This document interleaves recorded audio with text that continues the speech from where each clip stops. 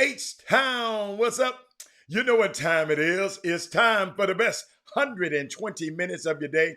The Chop Shop, the nation's #1 urban sports talk show, and also your midday sports happy hour. Yours truly, Robert Hatter, alongside Jim Hicks, coming to you live from Houston, Texas. But we broadcasting all over the world via Facebook Live and YouTube Live. And it is my favorite day of the week. It's Women Rock Wednesday. It's my favorite day of the week. It's hump day, but the women control the show today. They get the first. They are the only ones that can be our starting five today. It's just we just always on the Chop Shop we try to pay tribute to women all the time because every last one of us came from one. So we want to make sure, but we just we just like to give you a day. And you're the boss all the time, but you're the boss today. So let me go. And that's customary. Where's my mouse? Let me go and try to figure out where's my let's see who's the starting five today. And the starting five are the five women today that signed up to the Chop Shop feed first. So here we go. We got Mindy Collins, Sonya Billingsley. Get them guys out the way. Kim Jackson. Hold on. Dale Griggs. Hold on. Tamika Withers. Tamika. Thank you, Tamika. Then our sixth lady of the day is Miss Jessica Brooks. Jessica Brooks, I see you got the little AKA they're working on there, girl. Look at you. Yeah, that's a great organization. Great organization. But what else going on, man? I mean, it's just so much stuff going on. I don't know. Listen, this one day, I don't know where to start. But and I'm trying to wait on somebody to get on here. Let's share the show. Let's share the show right quick. Congratulations to the Bucks. They deserve that win, yes. But I got some stuff I want to share with y'all, man. But I want to make, because somebody sent me a text, right? Who evidently don't watch the Women Rock Wednesday faithfully. Because this was the text, y'all. Share the show. Let me give you a minute. I can't give it you. It's just too good to just let me get my juice right. Let me get my tea right. This too good, because I need your help. I need your help. Share the show. I already shared it. Let's share it right quick. How's everybody doing? Did everybody? No. See, we didn't have no Milwaukee Bucks fans, so ain't nobody gonna be complaining, claiming the Milwaukee Bucks today because I didn't see no Bucks up there. But it's okay. Barry McDonald, what's going on, man? He's just tuning in to tell the Boom Boom Happy Moon. You got meetings today. This COVID back at stage 3. Wow. Barry, Barry. Thank you, Barry. And I guess you serve in that community at some aspect. Yes, Barry. That's why I'm not Barry. I traveled out of town on my on my vacation. Not vacation. Just on my birthday, I just wanted to get away, and I wasn't feeling good on that plane. I'm just telling the truth. But y'all, let's still be careful with this stuff, man. I'm out on the golf course the other day. This clown gonna talk about, man, why you got your mask on? I was going in the clubhouse, and he didn't look like us, and I just said, man, mind your own damn business. Yeah. Please, y'all. I know I don't want to. I don't like to wear them either. But let's just be safe. But let's talk about it. Let's get. I know we got Chris supposed to be coming on. Jimmy might come on, but because I guess he's at game. I don't know. I don't know what they're gonna do. Bleak. Hey Barry, you don't have to tell me, Barry. You need to tell some of these other people who are not wearing a mask. I like wearing my mask now. I used to think people a long time ago, I used to see the Asian people wearing them all the time. Shoot, I'm going to wear them. I'm going to wear them. It's all right. I got different kinds. But I'm trying to see where I'm going to start today. Oh, let me start. I'm going to start here. We got enough people. Somebody sent me a text. And y'all need to inform him. But he sent me a text. Good morning, Mr. Hatter. Can we show love to Valerie Daniels Carter, Maria Taylor, and Malika Andrews on today's Women Rock Wednesday? Malika stepped in and knocked out at the park. Maria does what she does. And Valerie, on her ownership of a team, salute to the sisters.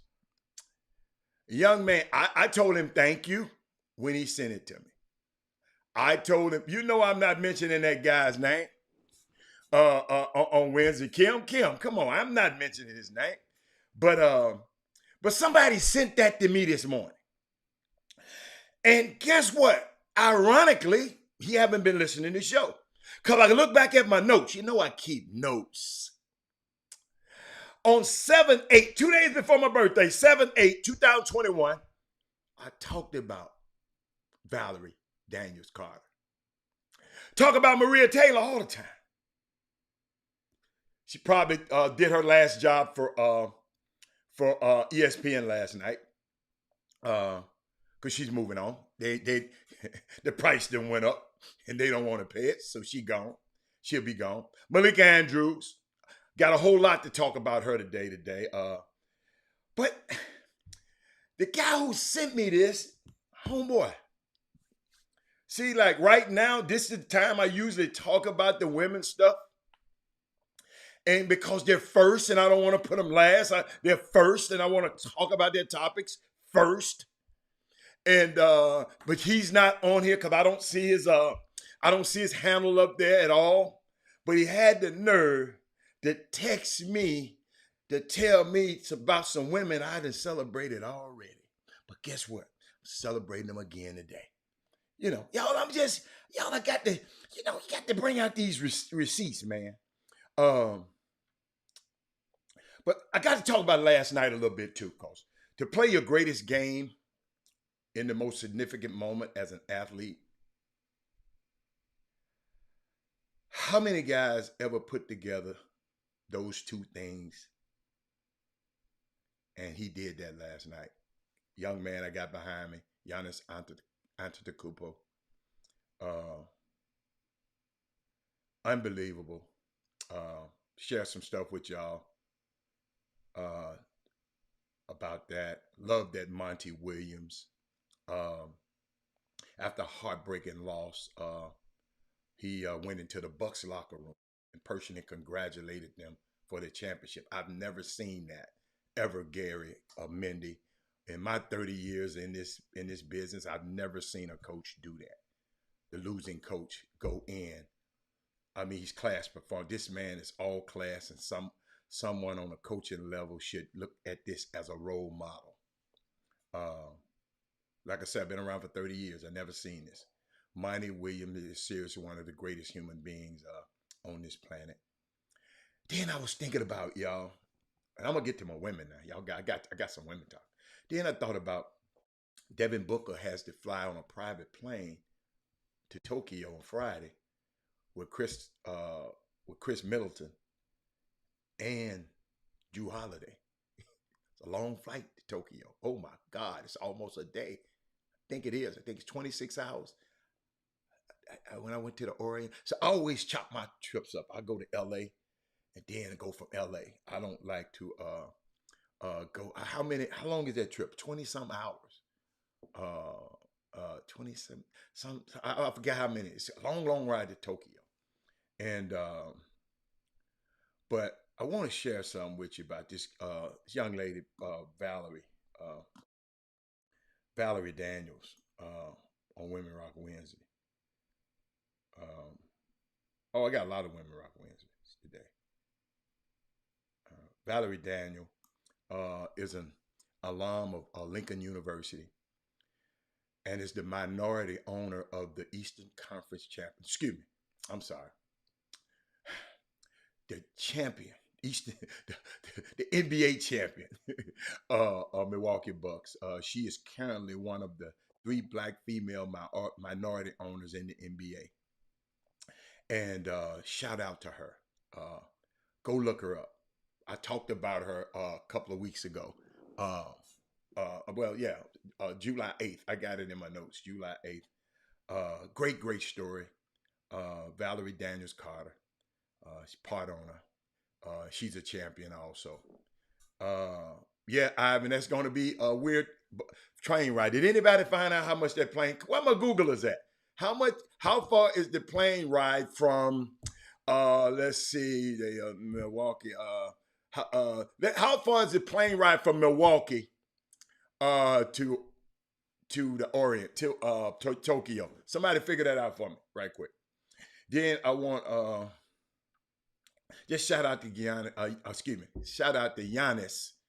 Uh, but Malika Andrews was looking generational last night.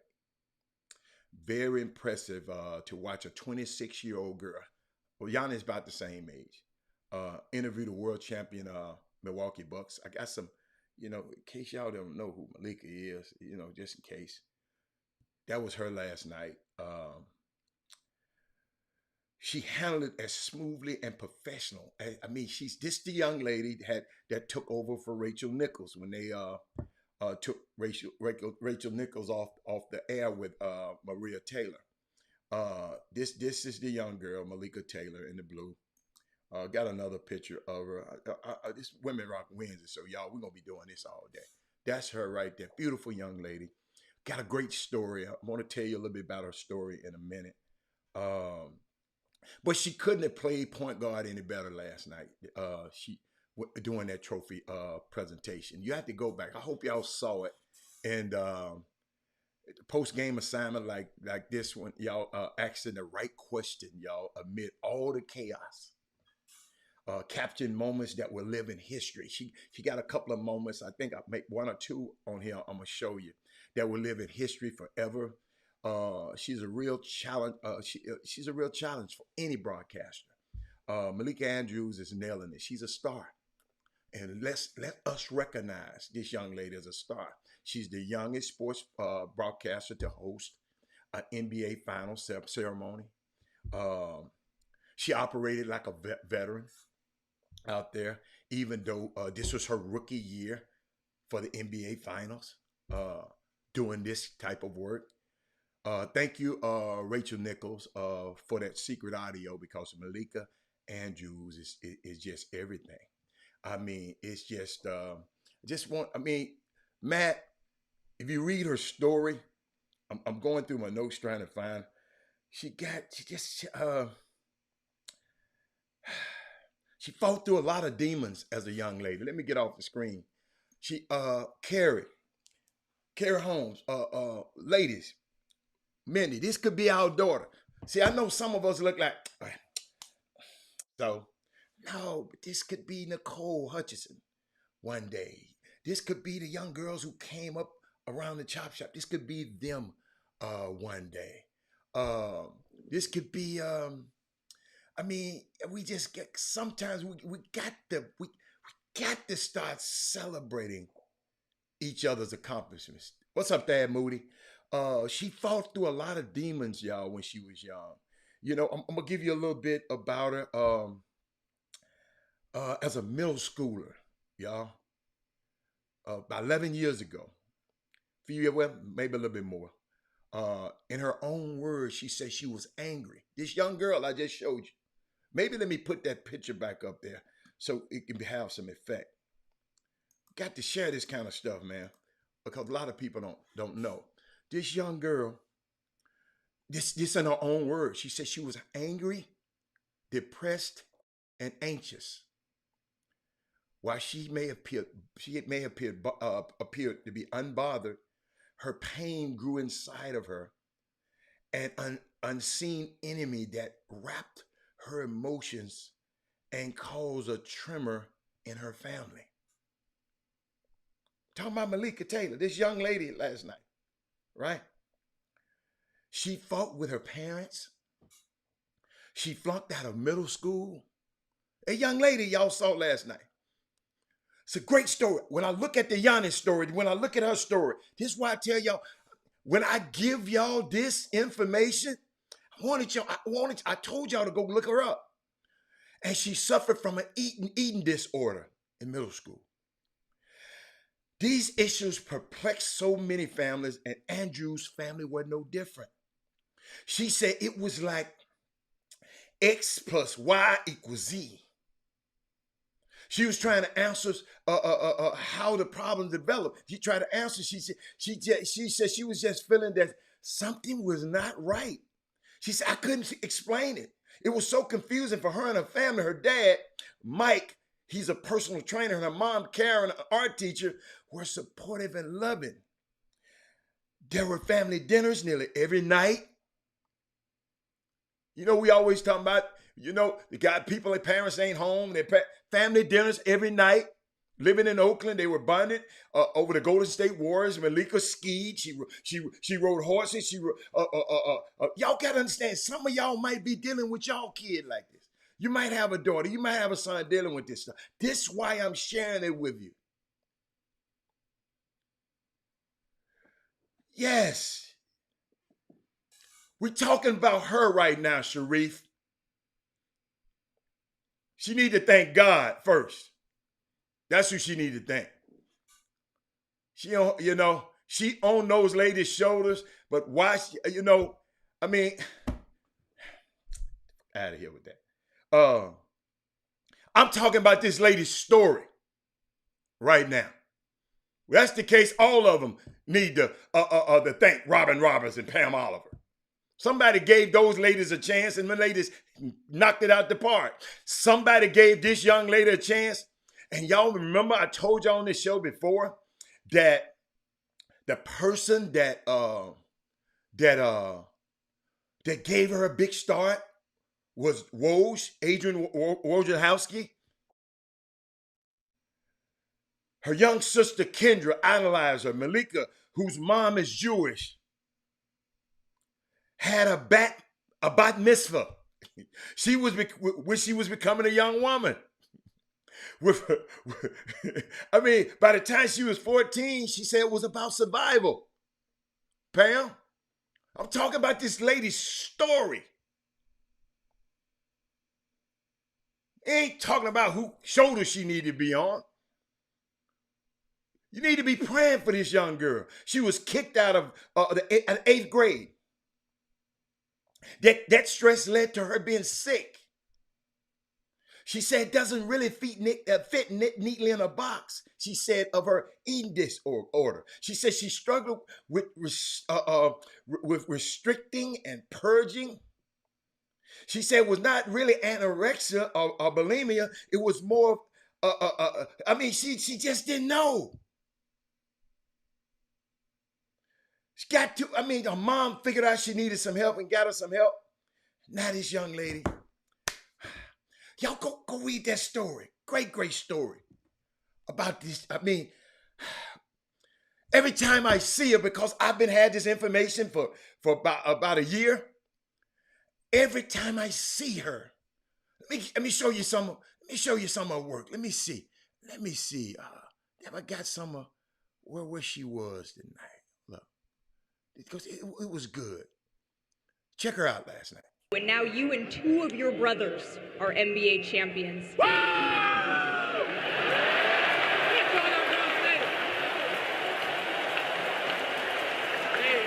And now you and check this out, John Newsom. Check this out, everybody. That question she asked. Look, the iconic reaction from the Greek Freak. She asked the right question. And he went berserk. That's what makes her so great, Pam Hale. That reaction for history, that reaction is going to be played because of the questions that young 26-year-old girl, that young 26-year-old girl. See, we think some things are bad, but God turned them into good. The situation that happened with Rachel Nichols, bless her heart, but she's going to bounce back. But you gave this young lady, this lady wouldn't have this opportunity. She was like Lou Gehrig waiting on Wally Pipp took a day off. And Lou Gehrig stepped in, and the rest is history. Unbelievable, man. It's just so many sights and sounds from last night. I just love this Giannis dude. Giannis dude. Look, who does this? Y'all, let me give you something. Who does this? And I'm still on Malika, but I got to stay on Giannis too.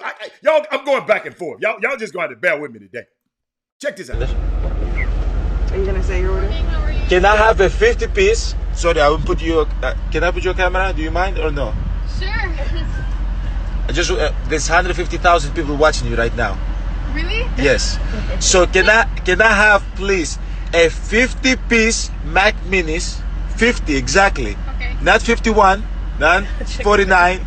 Chicken Minis, yes, 50. And let me have a large drink, no ice, half Sprite, half lemonade. Did y'all see that young man when he won that championship? He didn't go hug his players. That man went and found his family. Seemed like he was telling everybody, y'all. Dr. Newsom, let him in. Let him. Man, I wanted Chris Paul to win.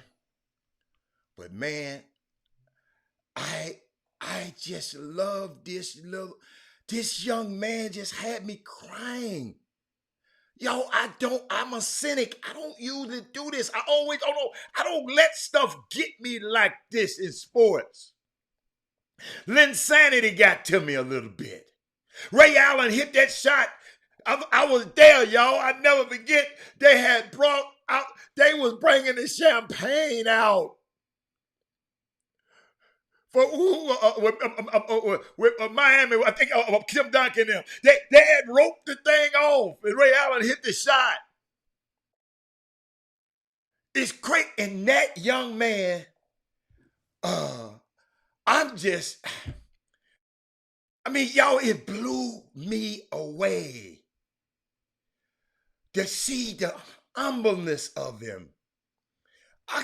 Listen, I'm going on and on. I know it's Women Rock Wednesday, but y'all got, what if that was your son? Look at this, stop, hold up. Look at Malika Andrews. See, I told you I'm going to tie it together. Watch another question she asked him. How would you describe what Chris Middleton means to you? Chris, you did it, huh? You f***ing did it.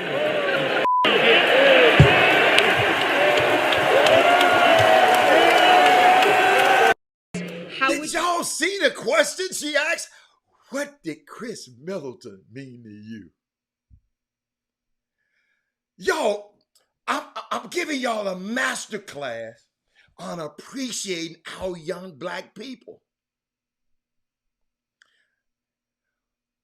That's why I don't understand the cryptic tweets and the burner accounts from guys in our community. Paul Miranda, we supposed to be lifting each other up. It's all right for me and Paul Miranda to argue behind the scenes. Everybody did it. Martin Luther King and everybody. But when we in public, y'all, we got to have a united front.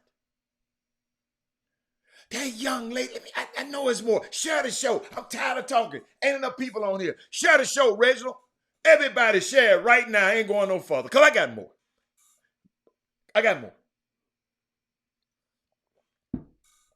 It's unbelievable. Yes. I don't get caught up in the super team. I'm going to let y'all talk about, fans talk about super teams. I'm talking about winning. If that's what you got to do to win, win. Because people like y'all, if you don't get a ring, well, he ain't got no ring. He ain't got no ring. Think about this. See, you can't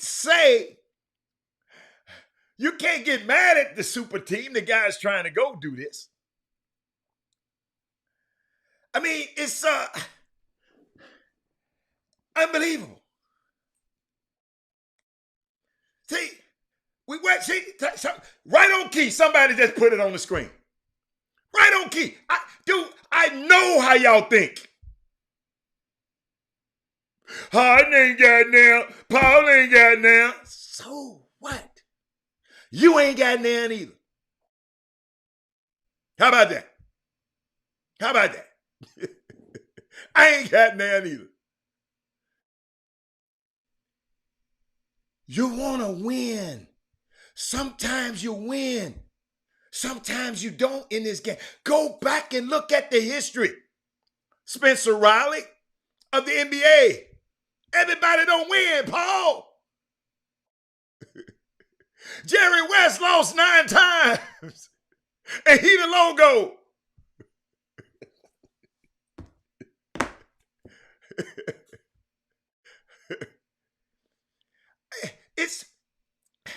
It's a unique way to win.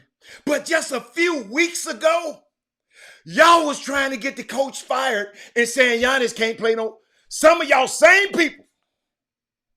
Giannis can't play no defense. Giannis can't hit a free throw.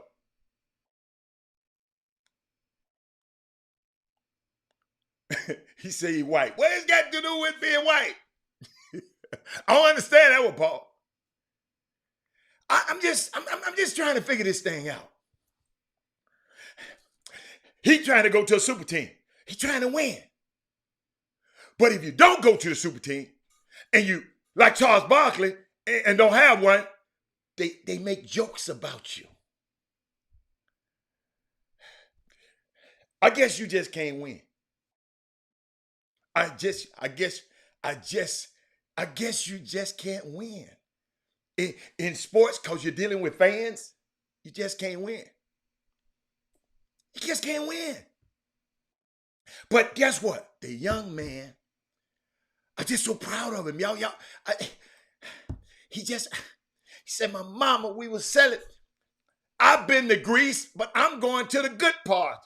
Mykonos and Greece, the nice part.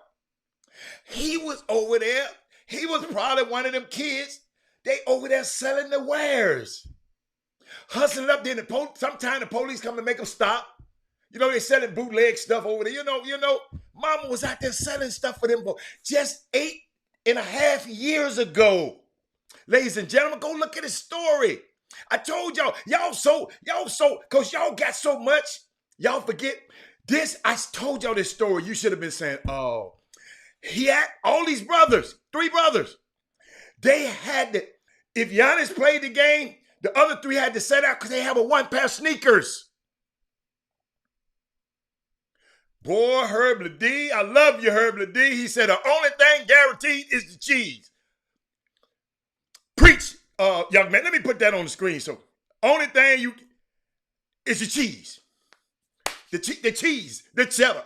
But then his other brother played. This just 8.5 years ago. Ladies and gentlemen, this is why this story is so great.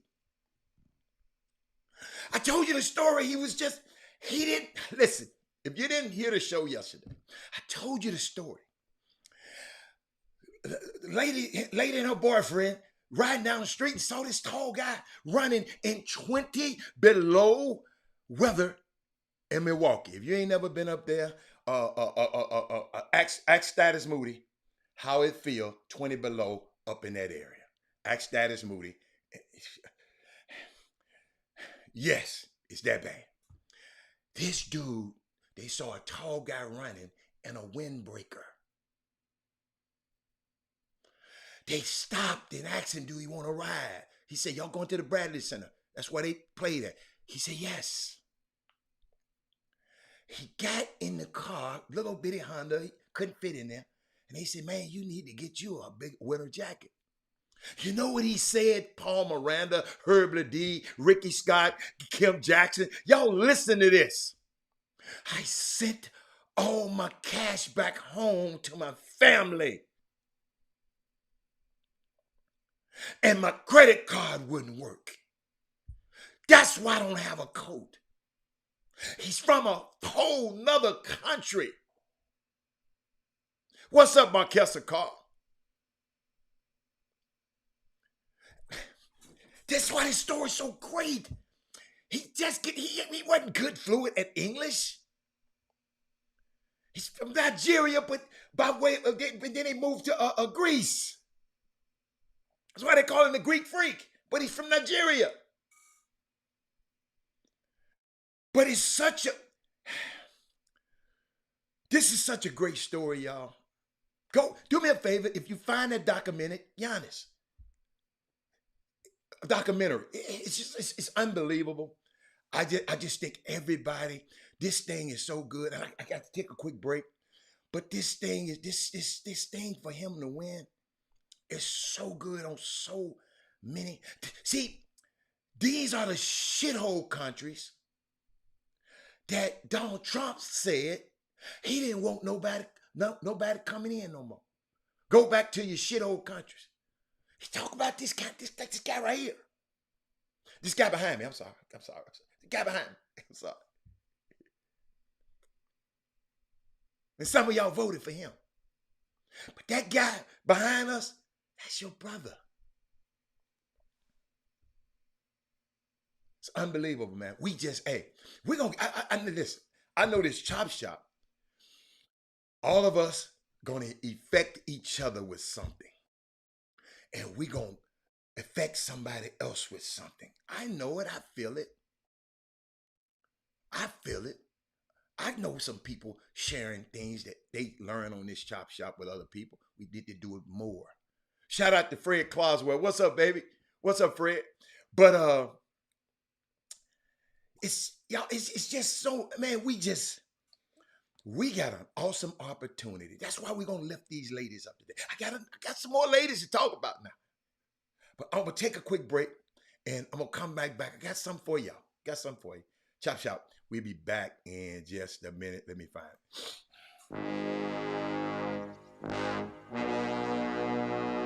The Cox Prater Law Firm. Big city, big town, big settlement. Your fight is our fight. Need legal advice? You know who to call. Personal injury, wrongful death, car accidents, premise liability, serious injuries. 1-800-HURT-NOW.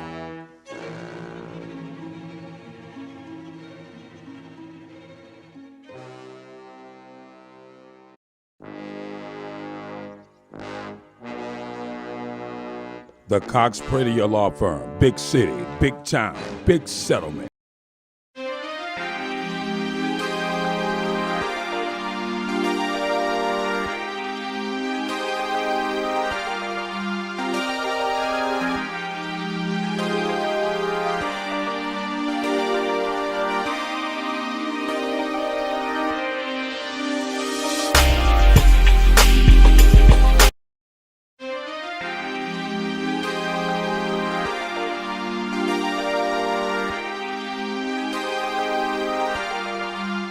Welcome back to the best 120 minutes of your day. Chop Shop, the nation's #1 urban sports talk show, and also your midday sports happy hour. Yours truly, Robert Hatter, alongside Jim Hicks. I think Chris coming on shortly. But I want to show y'all something before we go there. I got something for y'all. These are the schedules. So screenshot that screen for the Pro-Am, the No Excuses Pro-Am. This week it starts tomorrow. It's on game on Thursday. Then I think the game, what is it? It's a game on Thursday, game on Friday, and game on Sunday. Those screenshot that. So it's all the games have been moved to Funday. You got the Celtics, the Houston flight. If you can see, just screenshot that so you can have it. Let me get my name. I wish I could get my name out the way because I don't want y'all to be. Let me see so y'all can see the whole thing. Yeah, get my name out the way and y'all can see the whole thing. So screenshot that. No Excuses Pro-Am. Casey Williams and the crew over there. Great atmosphere at the legendary Funday Recreational Center. Now you got all the stuff. The schedule about what's gonna go on at the No Excuses Pro-Am. Okay, got you. Everybody got that? I left it up there. Let me put my name back in there so y'all can know. Y'all can know who I am. Y'all can know who I am. So I got another young lady I want to talk about. We're gonna go back and forth now. We're gonna put a tag team. I saw this yesterday. Maria Reeve. Y'all ever heard of her? She's been named the top editor at the Houston Chronicle. That's our newspaper. Maria Reeve, managing editor. She was the managing editor of the Chronicle since November 2019, has been named the newspaper's top editor. The Hearst Corporation, the parent company of the Chronicle, said she will lead the paper as the executive editor, effective immediately. Reeve, the first journalist of color to lead the Chronicle, will succeed Stephen Riley after he retired after 41 years. But shout out to this young lady. Send her an email, welcome, telling her, shout out to her. Their sisters, hey, the Chronicle? Y'all from Houston. The Chronicle? 53-year-old young lady. She was in Minnesota. She's been around. Awesome addition, y'all. I'm gonna tell you a unique story about her. I'm trying to find a story about her. They were saying this before she even got the job. They was talking about how great of a hire she is. To show what Maria Reeve is all about, they said last year she happened to be on the same flight as Robert Covington when he was traded to the Rockets. She stopped him for a quote so she could feed it to Jonathan Fagan. See how that teamwork? See what she did? Paul, she went out of her, Paul, check this out. She on a plane. She see Robert Covington, know he coming. So she said, I don't know if Jonathan Fagan, I'm going to get a quote and send it to Jonathan Fagan. That's the sports writer for the Chronicle. I thought that was a great situation. And then I want to talk about another lady. Y'all, I grew up on this lady, so y'all got to humor me for a minute. Congratulations to Miss Marla Gibbs for getting her long overdue star on the Hollywood Walk of Fame today. Marla, you're a Hollywood royalty. You're a queen, a television legend, as well as a pillar of our community. You give back so much and have been a personal hero of Robert Hatter. Marla Gibbs, if you don't know who she is, I'm finna put her up here. Man, let me tell y'all something. Old Marla, long time ago, Marla wasn't bad. Hold on. Let me show you. Let me give you some Marla stuff. Hold on. Let me see. What's one of them? Oh, that's Malika. I'm sorry. Malika, I'm sorry. Hold on. That's Marla. Y'all remember her? Got something else for you. That's her walk. Hey, Olga. That's her star. Let me see what else. Look at her. Man, old Marla was all right back then. I can't call your name out, but you know who you are. Ivan Pettit. I ain't no Marla look like that. Hold up. And here she is getting a Hollywood Walk the other day. Shout out to her. She rocked the day. Women really rock. And the young lady I was just mentioning a minute ago, Maria Reeve. Hold up. Let me put Maria's picture up there. Had her picture up there. That's Miss Maria. That's the one who's going to lead the Houston Chronicle. Shout out to her. She's a legend too. It's Black History, y'all. Y'all got to understand. We talk about Black history every day on this show. And got some more stuff that I want to share with y'all about the finals. Let me see what else. What else did Giannis do? I got something else I want to talk about too, y'all. It's gonna get good. This show, I'm just going through my stuff. We'll go. Since y'all mentioned it, let's go here. I want to show y'all this because this kind of touched me a little bit too. Monty, now that you've been through your first finals, Yeah. can you process what you've learned from it, or is that going to take a while? I think it's going to take me a minute, you know.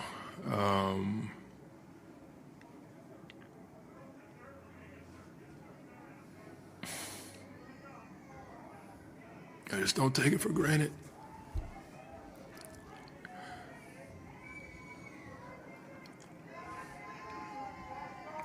It's hard to get here, and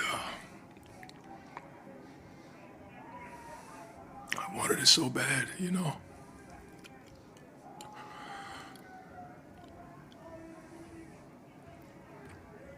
It's hard to process right now.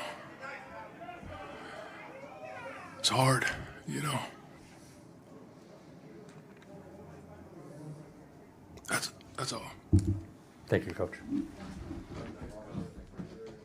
Take away from, I just wanted to come and congratulate you guys as a man, as a coach. You guys deserve it, and I'm thankful for the experience. You guys made me a better coach. You made us a better team. Congratulations.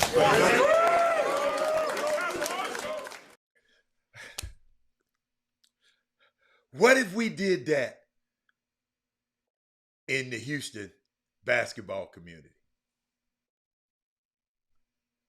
What we do, instead of always slamming people, what if we did that? Just think about it, y'all. It takes the same energy to write something ignorant on this damn feed than it does to write something nice. Take the same energy. That man just got defeated. I've never seen a coach in my 30 years of being in this business, never seen a coach do that. I ain't never heard of a coach doing it. I call everybody I know in the NBA. Don't nobody. Exactly. No. Ho. Ugly. Not just most coaches. Most people should be like him. Y'all missing the point. I didn't show that because he was a coach. I showed that what kind of person, because he had to be that kind of person, to do that. He had to be that kind of person. Forget coach. What if the bus driver was like that? What if the person, hold up, bless their heart. What if the person at the post office like that? You know all of them mean. What if they was like that?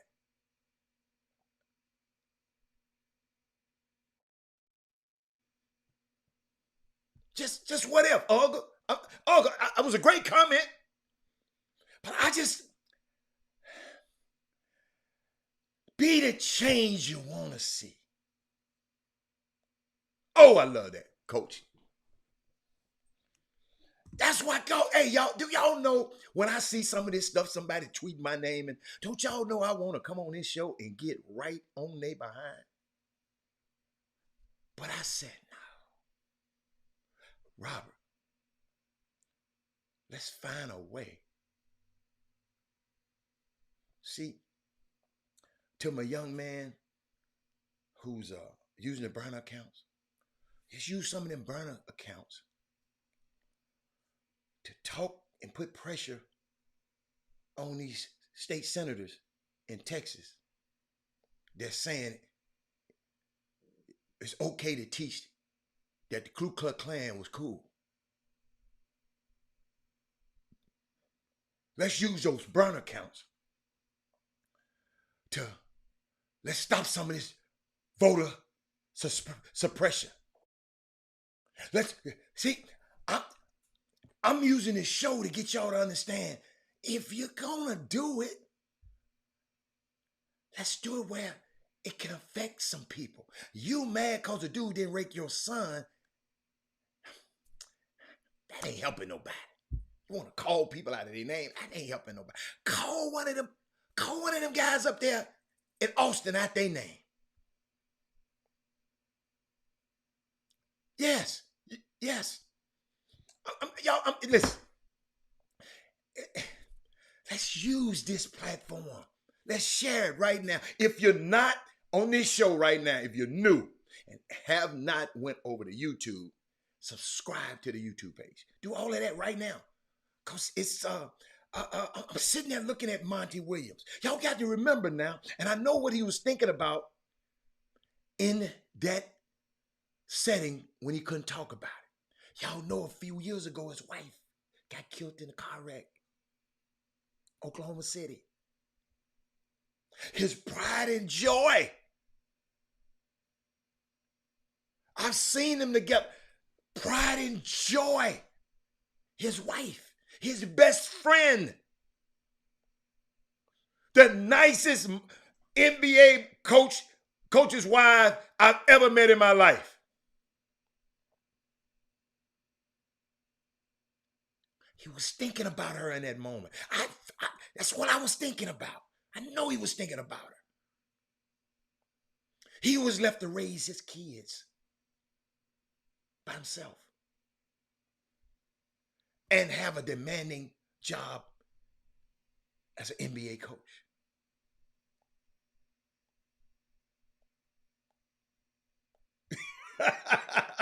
Paul Miranda, you crazy. I like that. But what if this basketball community got just a little bit, because I know it's hard now. Because listen, this basketball community for the last 20-some years been going this way, 100 miles an hour, crazy as hell. All I'm trying to do is trying to slow it down a little bit, because you got to slow it down to get it to go back the other way.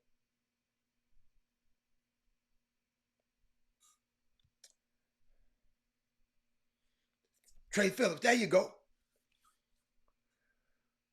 Jim Cornette, all these people, man, let's use this power to not just be a superstar on the Facebook feed, or you want to tweet. Let's add some of them dudes.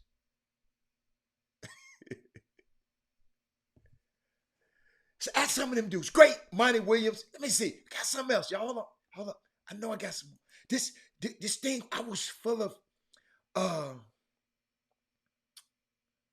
This how much fun this little boy was having this young man was having last night after he won. This guy right here, PJ. Hey, PJ, open the door, please. PJ. Hey, sorry guys. Hey, bring your shoe. This guy today, he wore a 250,000 pair of shoe. He had real diamonds. I promise you. How much did it cost? Like, yeah, basically a house in your feet. Can I get them? Hey, let me get them now. Let me get them too. You don't wear a size. Can I have them? Can I have them? Hey, yo, I've watched so many of these championship games. I've never seen nobody having no fun like this boy. He messing with PJ about, y'all go look up PJ. I don't know. Listen to me, y'all. I don't know what's going on. But PJ Tucker, they got a pair of Nikes made. Then put 32 carats worth of diamonds in the sneaker.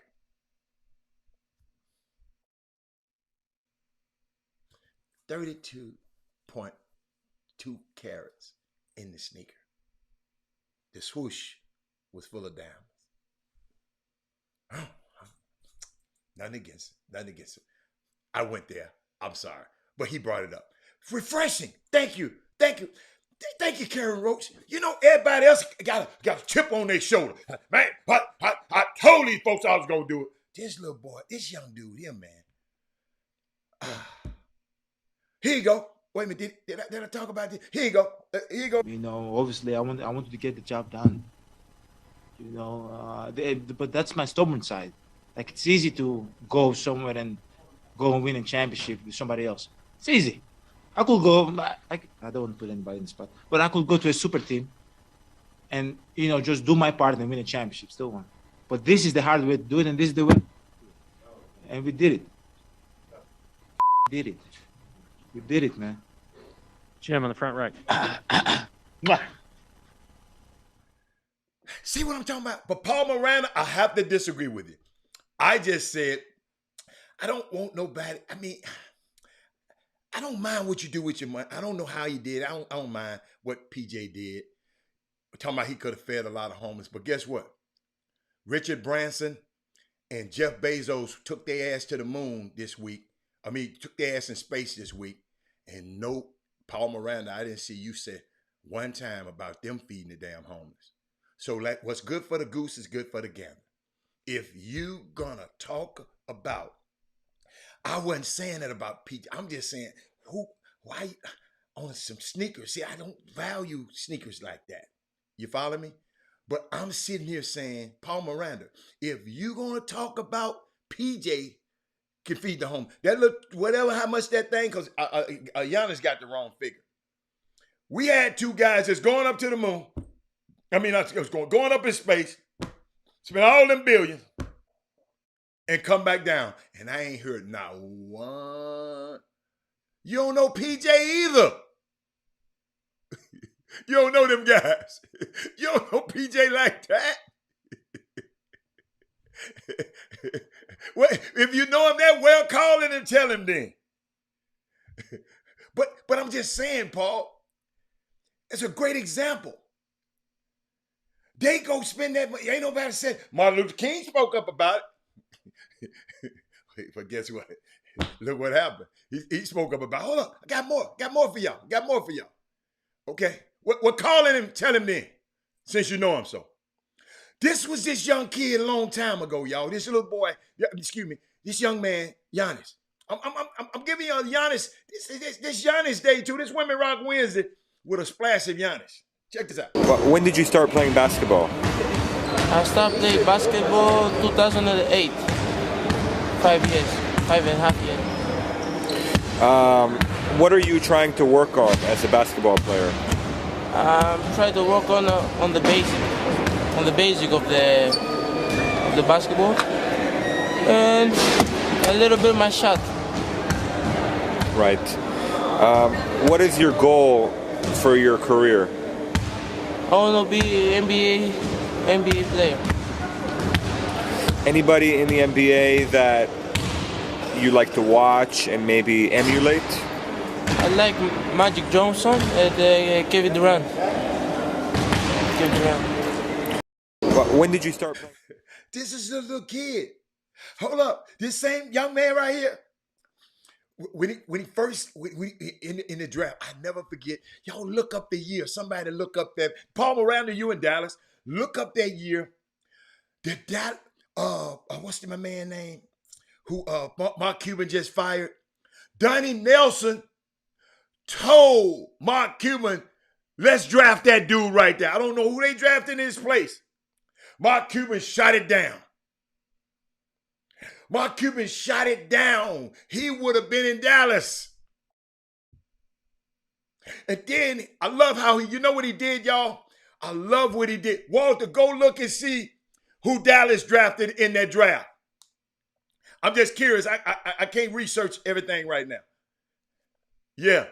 But y'all know who his first coach was? Jason Kidd, the one got him ready, and they gave Bud the job. I know y'all forget. Let me give me a drink, man. I know y'all forget. I'm giving you a history lesson. Stop that, King Sticks. Leave that man's mouth alone, man. See how we talk about each other? But Michael Jordan, I hope you were here early in the show. And if you go back to our old show on July the 8th, I talked about Miss Valerie, the part owner of the Milwaukee Bucks. Talked about her on Women Rock Wednesday a little while back. But see, if you come on, you probably just came on a little late. But y'all, I'm taking y'all, I'm watching this stuff, y'all. This young man. Y'all realize now, his brother wasn't able. His brother was in protocol last night. Okay? His brother was in protocol. He couldn't show up at the COVID protocol. So guess what? Watch this. Hey! Say you twice. What's the guy that? Hey, give me a cigar. Bro, do not give him a cigar, I'm bro. always right. I know I should. I know I fight. I tell you more. I will tell you twice. I really did trick like a thief in the night. You better. I got to watch that because that might be a song. They might cut us off. I forgot they were singing. I'm sorry, y'all, but that's his brother toward the end. Hold up, I got to show that to y'all. Hold up, his brother toward the end. Giannis talking about, I'm coming to your hotel. Brother said, oh no, you ain't. Hold up, let me. Hey. Nobody can take this away. I'm a fucking champion. Nobody. I'm a fucking champion.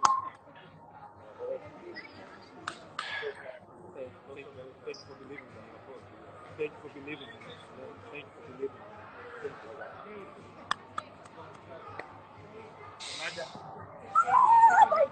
me. Thank you for believing in me. Thank you for believing in me. His brother, Giannis, he gets a ring too. He's secluded at a hotel. He's at a hotel in quarantine. Listen!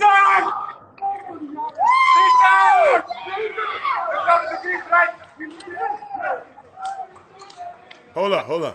No. Oh, here you go. I love you. I love you. Hold on, watch this. Hey, I love you. Hey, I love you. I love you, bro. I love you, Hey, bro. Two things. I've come to the hotel. I'm coming. I don't care. I'm coming. No. You're not. No, you're not. No, you are not. I'm not opening the door. I'm not. Hey, two things. I'm ready. Oh my God. Like it is in the night. I'm a fucking champion. Nobody can take this away. I'm a fucking champion. Nobody. I'm a fucking champion.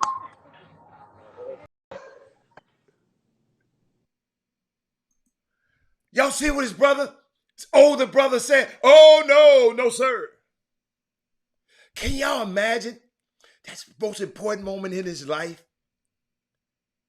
And that brother who been the whole season with him.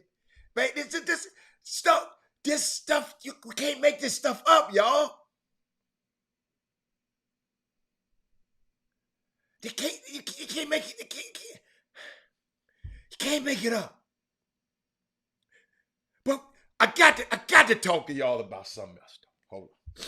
I got to talk to y'all about something else. What did y'all think? We're gonna shift gears. I was kind of waiting on Chris, but we're gonna shift gears. We're gonna shift gears a little bit. I got to find it.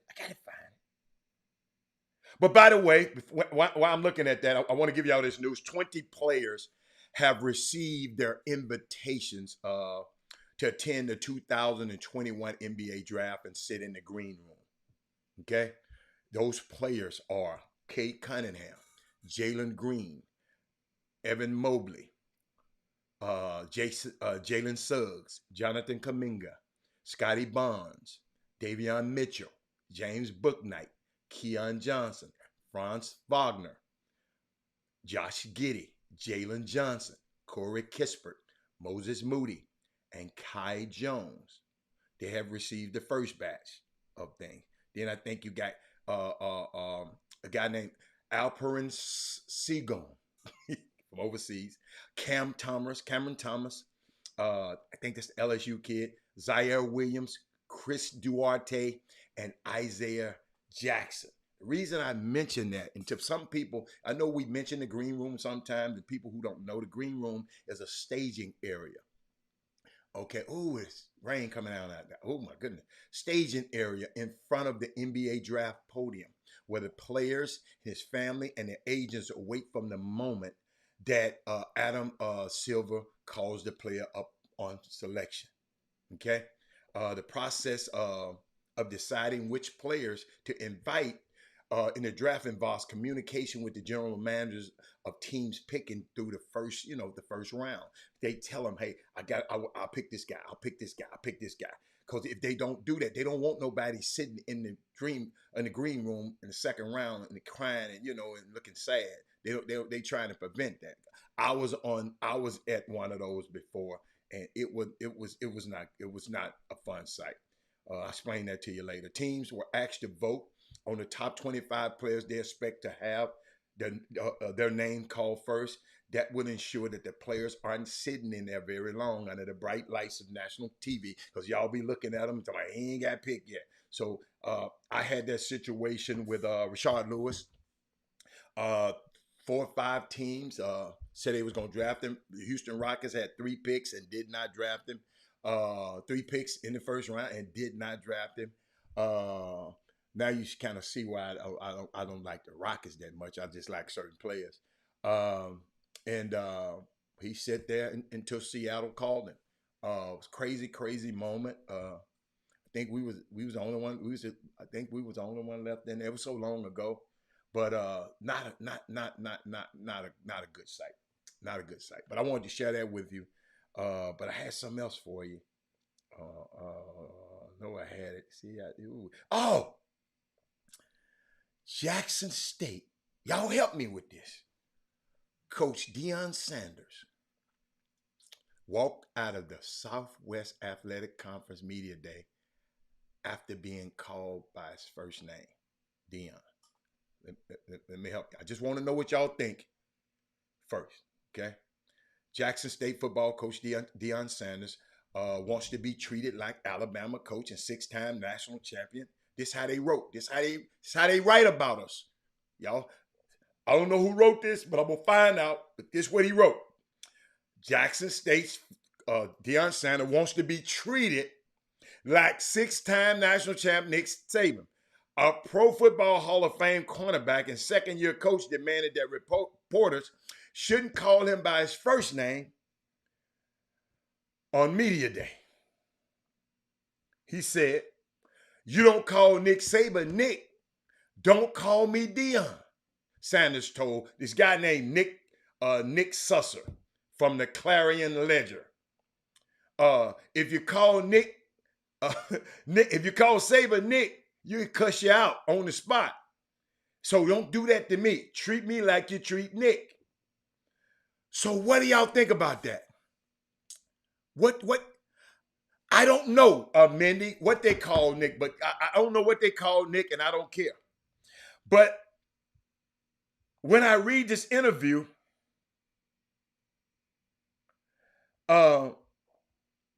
they painted Deion in a crazy situation. Okay? A lot of those writers painted Deion in a crazy way. He said, put some respect on it. He should have. Thank you. Who else? I knew it was going to be one, y'all. I knew it. I can't call his name. I knew it was going to be one. I knew it was going to be a Willie in the group. Sanders is right. Thank you, Kerry. Keep going. I want everybody to comment because I want to show you something. Comment. I want everybody to comment. It's okay. Thank you, guy. I can't call his name. I can't. Y'all, come on. I know y'all 10 seconds behind. Come on. I want to show you something. That makes me depends on the coach and his relationship with the media member. Okay, thank you, Angel. See, that's different. Okay. Angel, I was when I first heard it, Angel, I was like, whoa, Deion would just straighten him out and said, look here, player. Coach Sanders, Coach Prime, please address me like that. Okay? But he got up and walked out on this dude, and I think I know why. No, I called his name. I didn't call that guy's name today, Tamika. When no, I have not called that guy's name what I'm supposed to call. Hey, y'all, I'm going to tell y'all, there's some lightning going on. This power might go out. It's crazy. It's crazy where I'm at. Most media who don't know the coach well will call him coach, and they accept it if you know him better. Okay. Okay, you think he's being petty? Okay. I did. I'm sorry, Tamika. Tamika, I don't remember calling that dude's name because I tried to make sure. Rod said, how does the Giannis and his brothers all have NBA titles? The ones that play in the league, he got one of them don't play in the league. His other two, Thanos got one, and the one that played for the Lakers last year. He got another brother don't play in the league yet, I think, a younger brother. You told him to look something. Oh, my bad. Oh, thank you, Tamika. Tamika, I like that, Tamika. Tamika, I don't remember talking to him. But I know he like to look stuff up. That's why. Okay. My bad, Tamika. My bad. Oh, watch this, Tamika. Watch me that close. I smacked myself. All right. Okay.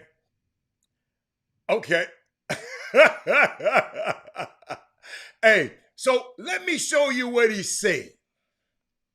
Let me find it. Watch this.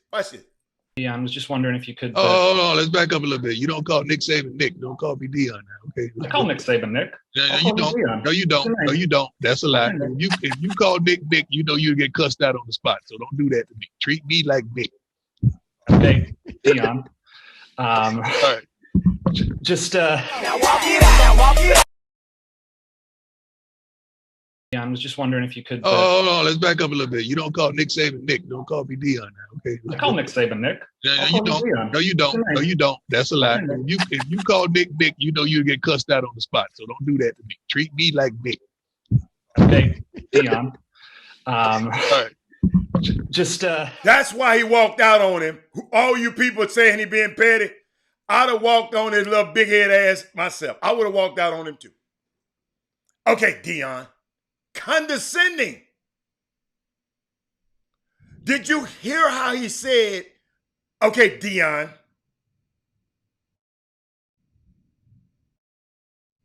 That was very disrespectful. That's why we always have to know all the facts before we make our comments. Because I'm telling you, when I saw it, Paul, you know that. Paul, somebody did, they did you like that, Paul. Oh, my goodness.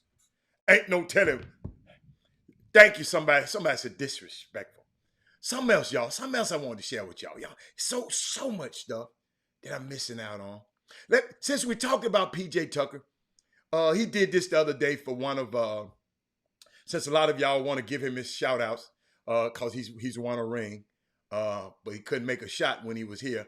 But he go up there and don't have to make a shot. He has 0 points, still won a ring. But y'all want to talk about him so much. Here we go. You're going to be Scotty. You got to look like him. Oh my gosh. Yeah. You're going to be Scott. You got to look like Scotty. You're going to be Scotty. You got to look like Scotty. You're going to be Scotty. You got to look like him. Oh my gosh. Yeah. You're going to be Scott. You got to look like Scotty. You're going to be Scotty. You got to look like Scotty. You're going to be Scotty. Hey, I'm back. Now I want to talk to y'all a little bit. You know, in the second hour, I always like to talk a little high school basketball. I got so much other stuff, but I really want to talk about some things that the reporter, thank you, Angel. Thank you, Angel. Angel, when I saw this, Angel, it kind of got to me a little bit. Okay? Kind of got to me a little bit. And mamas, this Women Rock wins. I ain't gonna spend too much time on it, but I saw this tweet. Lady said, today at camp, mamas help me with this. Today at camp, a white boy threw a bucket of golf balls over Joy's head. Joy is her daughter. And put the bucket over her head. The counselors did not notice this, nor her crying. What they did notice was when she threw a golf ball at the boy.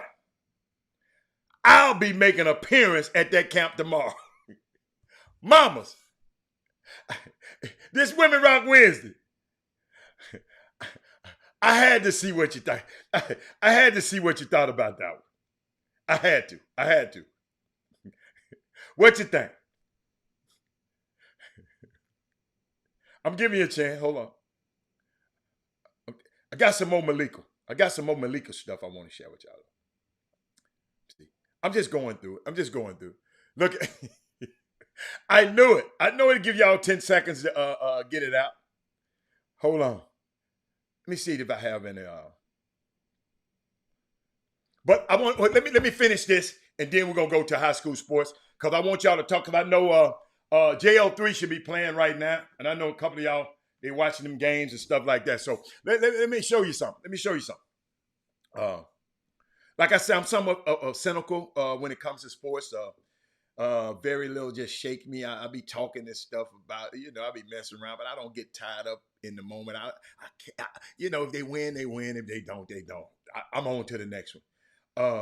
And I was telling you about how I just got caught up in this Giannis thing.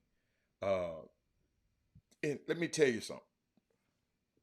And I didn't want to take away from the contributions of Chris Middleton and Drew Holiday and PJ Tucker, but they won that championship, man, because that guy was great. Giannis was great. And I'm just sitting there thinking about this guy. He couldn't close. People, what's his name? Kawhi Leonard, them beat him. He couldn't close. He couldn't do this. And feel bad for Chris Paul. Feel bad for Devin Booker. Just didn't happen. Nobody said this. Devin Booker just didn't have a game worth nothing. But I want to share something with y'all before I go to high school basketball, talking about I saw something that kind of got me. Young lady, Becker Myers, she says, heartbreaking to share that I am withdrawing from the Tokyo Paralympic Games. The Olympic Committee has repeatedly denied my reasonable and essential accommodation because of my disability, leaving me no choice. And she had a statement, and I'm trying to see where I put the statement, but the statement was detailing, talking about, did I put it in? The statement was talking about, I think this is it. No, that's not it. Hold on. The statement was unbelievable. It was talking about she can't see and she's deaf. And she wanted her own person to deal with her. Okay? She wanted her own person, to deal with her, because you're blind and you're deaf and you're going to Tokyo. So you want somebody you can trust. But the Olympic Committee talking about they had a person over there that's going to handle that. And I just, this Olympics, y'all, and this Olympics committee, I used to love the Olympics, especially the iconic moments like John Carlos and Tommy Smith, those kind of moments. And had the chance to go to the Olympics. And I think it was 96 when Penny played. It was in Atlanta. Had a great time. Got a chance to go, I think, in LA. But it's, I don't like the way they treated that lady. So me and the Olympics, y'all got a sour taste in my mouth. But back to this. They sent me some stuff, and I want to share y'all some stuff that's going on down there with some of these teams. Some of the stuff you've probably seen and some you probably haven't. Things that you're on and how you're acting. That's what's going on down there, man. I love this behind the scenes stuff. Then they sent me this morning.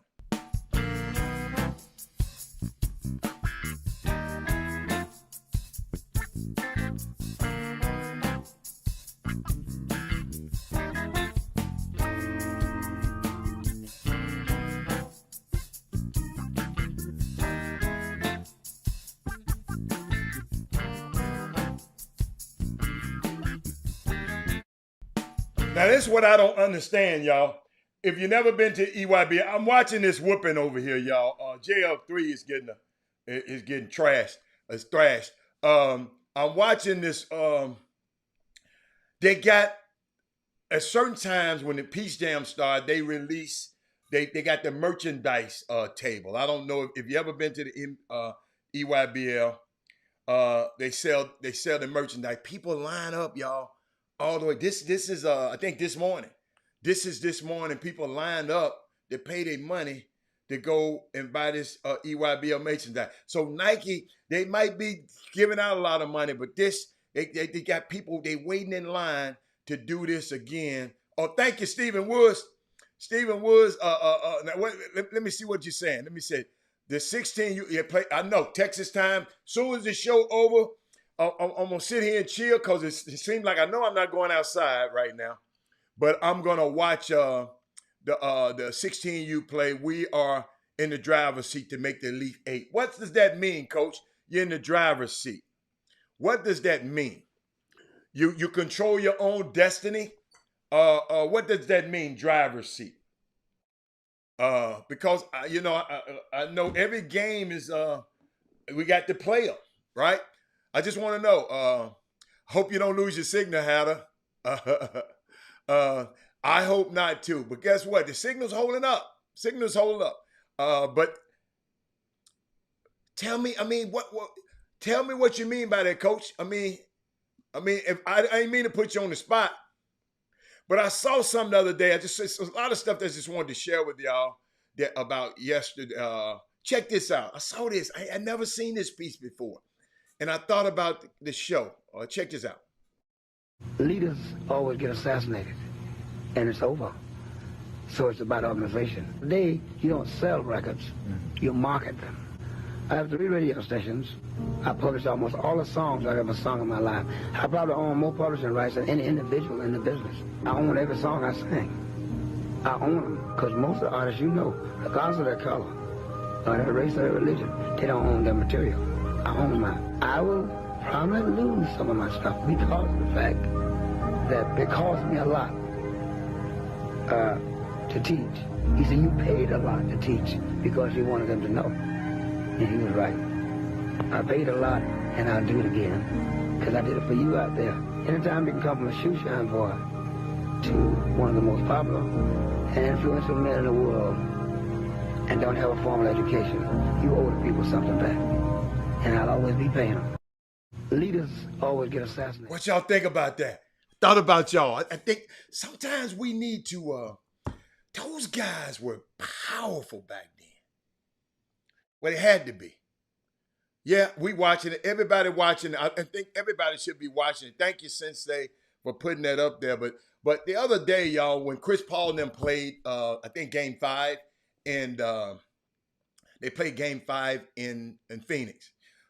We had some unique guests sitting at a court side. One was LeBron James, y'all. Now check this out. He had a bottle of tequila up on his seat, which he owns, called Lobo Tequila. Alcohol is a bulging business. Look at Conor McGregor. I'm sitting there talking about, somebody tweeted out, I want y'all to see it. Somebody was hating on him and tweeted something out. Let me see what LeBron James tweeted. Okay, here it is.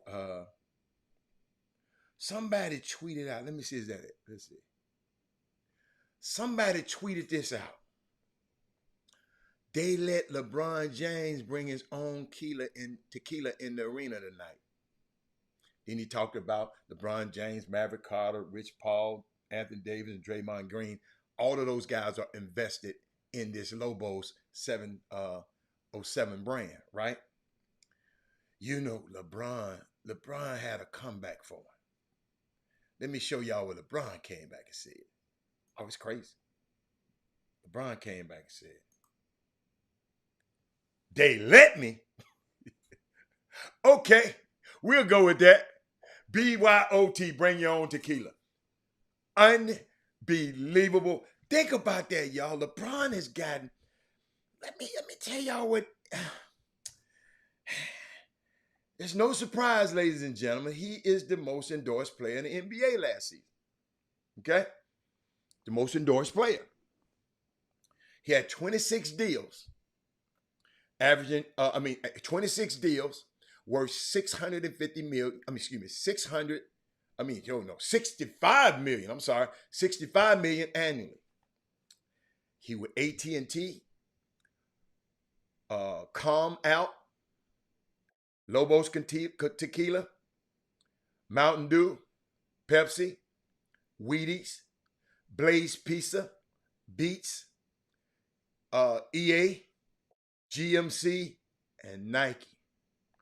LeBron James is killing the game.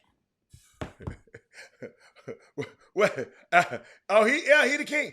At the tequila's get. See, I don't drink. That man said James Brown had a plane in the 60s. You're absolutely right. You know, I've been reading up a lot, and I was telling y'all about this young lady named Ida B. Wells, and I want that is Moody. Have you been Ida B. Wells got a street name after her in Chicago somewhere. She's that powerful. Remember I told y'all she one of the greatest figures. She is the one that started exposing the lynching. She rocked with me every day. But it's so much she did. Have you ever think just about how freaking brave and ahead of her time Ida B. Wells was? She knew lynching. She said she was prepared to die for her work, knowing she was going against the kind of white folks who cut babies out of their mother's wombs for fun. And she was a mother. She's one of the most important figures anyone could ever study. Unbelievable.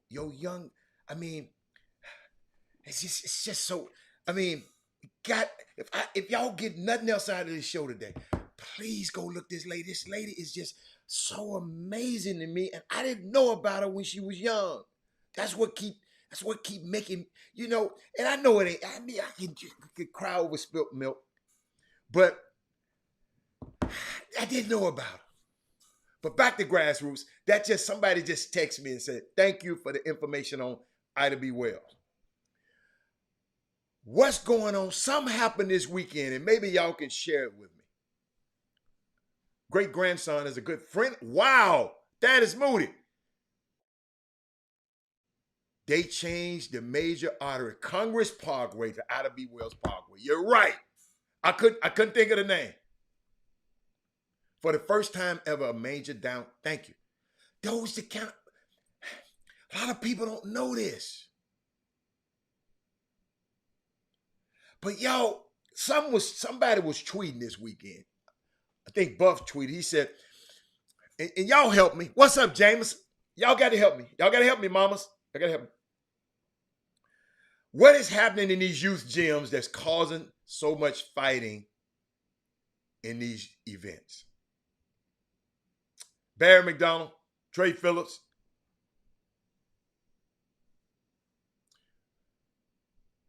Oh, I know he used it as a marketing tool and sit it between his legs.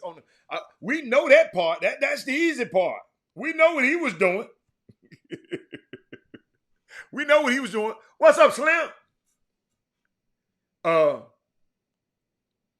Somebody was tweeting. They said, let's keep it a buck. Yeah, I like that. Somebody said, let's keep it a buck. Parents, family can't play the game for them. We're talking about fights, okay? I'm reading you some email I've been getting. Oh, JL3 fighting back right now. I see it. Thank you. I'm trying to look at several things at one time. Take a break. What is happening in these youth gyms is causing so much fighting in these events. So some tweets afterward, they said, let's keep it a buck. Parents can't play the game for these kids. They can't want it more than them. With fame come criticism of your baby. Mamas and daddy, with fame come criticism of your baby. Happened to me. Listen, I'm not telling you something. Some of these guys don't have no. Happened to me. And they have to learn to digest and allow them to endure. These some people are tweeting back and allow them to do it. Reality shouldn't be feared. It should be embraced. What you think, Mindy? Mindy, Gina. Hey, Gina, what's up? Gina, have you ever been so mad at a game that you wanted to cuss a parent out? Mindy, Alfio, if your kid, now I ain't talking about y'all just on the side. I'm talking about people talking about your parents. And this guy said, and y'all ain't gonna lie, I had to hold it in. I just wasn't gonna let, I didn't want to go to jail because I'll go to jail is on the news. I ain't going to jail like that. Me fighting at a high school basketball. Happened to you, Mandy. What do y'all think about this? With fame, Gina, your baby been getting a lot of fame later, Gina. So I want to prepare you. With fame comes criticism. Gina, it's gonna be on steroids now, Gina. Gina, he done been on the national stage.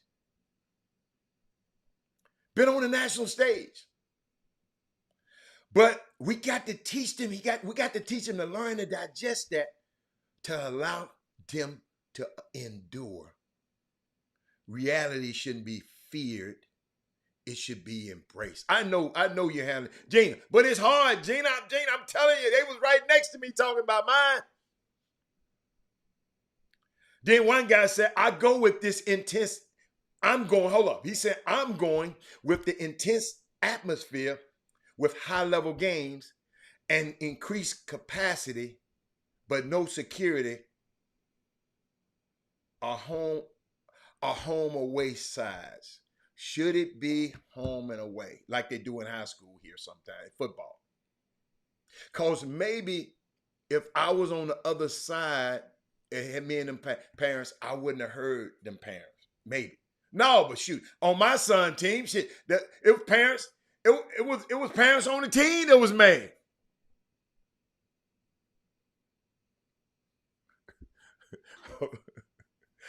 One parent came over and said, stop shooting threes. Told my son, stop shooting. You know what he did. Came back down here 4 in a row. And then looked up and said, you still want me to stop shooting? Oh, I'm telling y'all, I was a monster. Don't let them glasses fool y'all. Opinions like everybody has one. It's right. See, my son was different. He lacked that. Daddy didn't like. Chris Walker's here. Chris Walker Hicks. How you doing, Chris Walker? How you doing, sir?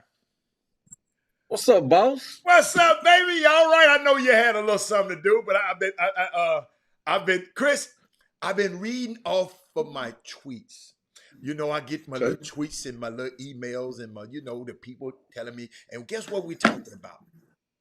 The parents, it's a lot of fights. It's been a lot of fights around here in summer basketball, in the gym. Parents mad. I was at the one tournament I went to this year. One tournament. That's why I ain't never going to no more. One tournament I went to, I'm right before our game about to start. The coach of the other team wants to fight the scorekeeper. The scorekeeper. You the F with the wrong today. You the come on outside. Bring gas on. I had a whooping before he got to the door. See, from where I'm from, I ain't letting you get into the car. You should have brought whatever your ass had. I'm whooping you before you get to the car. Oh, good. This just happened. Chris, these folks have parents. I know it's over with, but for next year, do me a favor before you walk in these buildings, Chris. Y'all pray to whatever God you got. Pray. Pray. I'm telling y'all, I had to do it. Chris, the Bel Air games, when my baby played Bel Air, I knew it was going to be a war. When he played Madison, I hope Coach Moore on here, he was always going to be something. And I had a daughter, that little old cute little girl y'all be seeing on the show. That little girl, she don't like nobody saying nothing about her brother. And they always want to fight him in the game. Y'all got to think about it. He was a little lightly built dude. But see, me, Chris, I was a daddy. I didn't know Robert be out there talking crazy to them dudes. Robert be telling, Rob, hold up. It's a mama on the team, Chris. Chris, this might happen to you. Yeah, hold up, y'all. Let me. I got something for y'all. I want to put on the screen right quick. Hold up. This present for Chris. Hold up. Those PGWs, man. Hold up. Y'all check this out.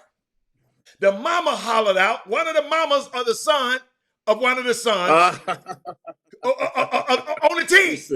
She hollered out. Y'all, that's my homeboy right there. Hey, she hollered out. Chris, quit shooting threes. Talking about Robert. He had missed a couple of them, right? Robert came right back and hit 4 in a row and said, "You still want me to stop?"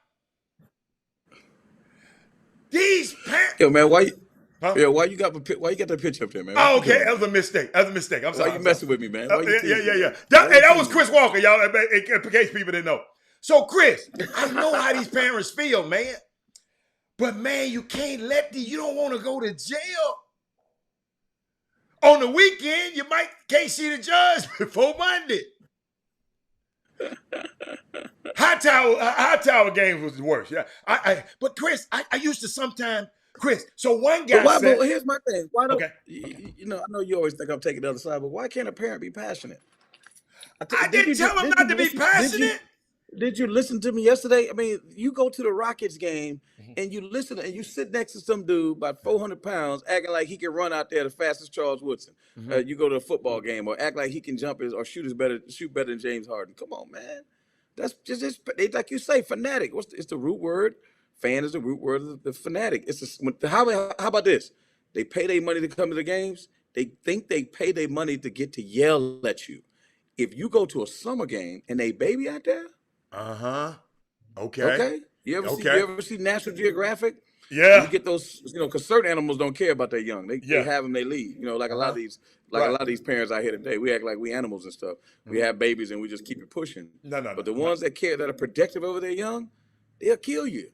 Well, why do you think these parents act any different? Why should they act any different? Chris, you want to fight and go to jail? I'm just telling you, man. They love their children. They think. I'm just saying, some people love their kids, and no pun intended, to death. Is it? Okay? Hold up.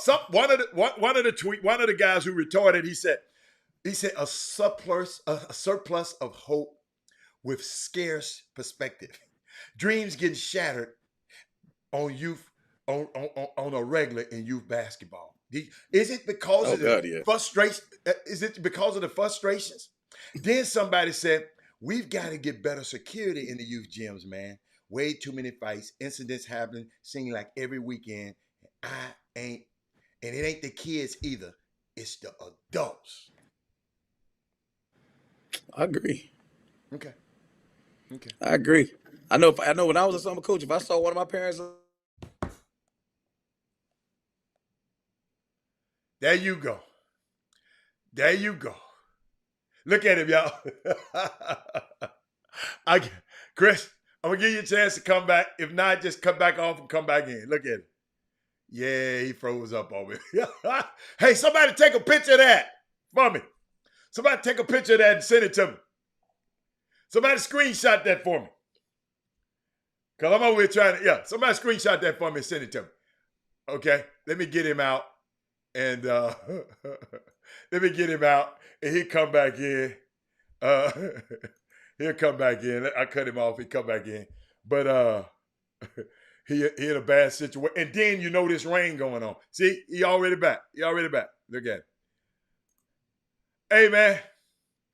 Hey, they just screenshotted it for me, Chris. Oh, Chris, you're not back yet. I can't see you. Okay. Thank y'all. Y'all know who y'all.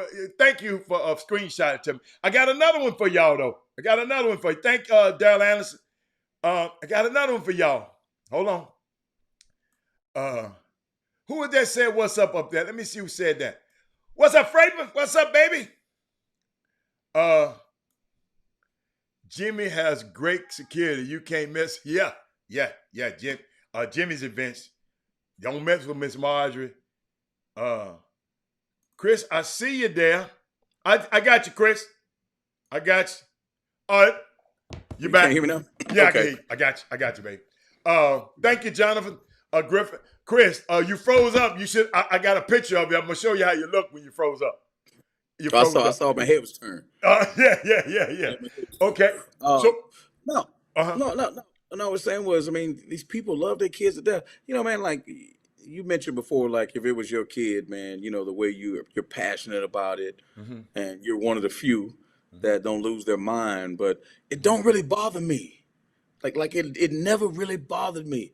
I remember one time, I'm not gonna say what kid he was, but he, you know, he played in an American Conference. That played for me. We signed him at Cal. We were in Indiana, playing a really good team, and his son was going off, and I was yelling something to the kid, and the dad was thinking that was, you know, the dad that misconstrued his situation up, and I looked, hey man, sit down, man, like you're embarrassing yourself, sit down. But I was in constant communication with my parents. I had a tight relationship. You know, Troy being is on here, he'll know. Yeah. I had a tight relationship. You did. With my parents. I'll be honest with you. And it's a decision. It's a decision the way I ran my program. Damn, I again. That's all right. I can hear you though.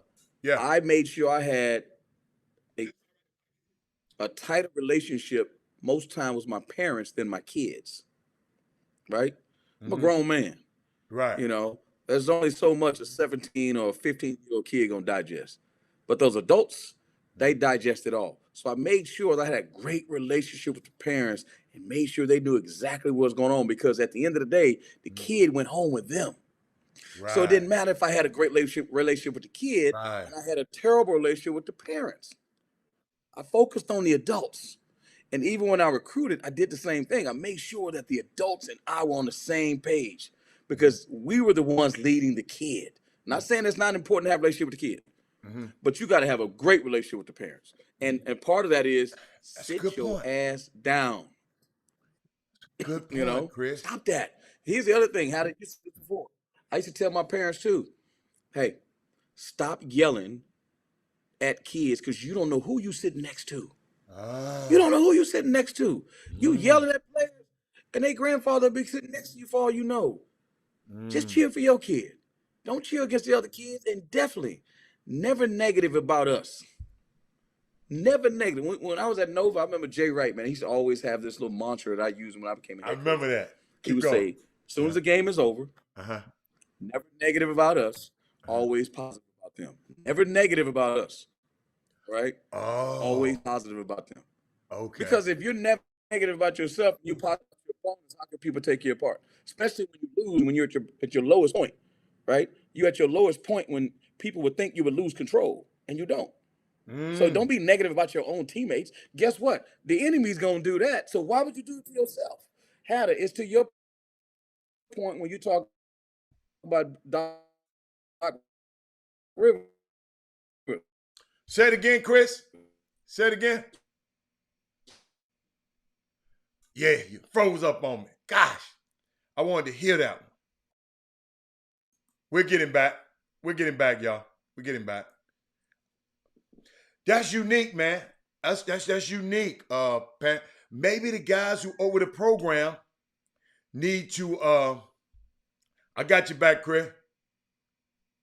Hold on. It ain't coming up yet. It ain't coming up. Try it again. Try it again. That's unique. Parents, do you think that'll work? Do you think that'll work? Yeah, it's either me or him. Yeah, he's not showing up. Yeah. Let me check my internet right quick while we're talking, y'all. Mine might just be able to handle me and not everybody else. I like to go through this. But that's a unique topic. Trey Phillips said directors need to explain more to their parents on how it can be affecting recruiting. Yes, and y'all, I'm telling y'all, them coaches been telling me about parents. I'm telling you, no, mine is powered way up. Wow. Ooh, Bryce just hit a deep one.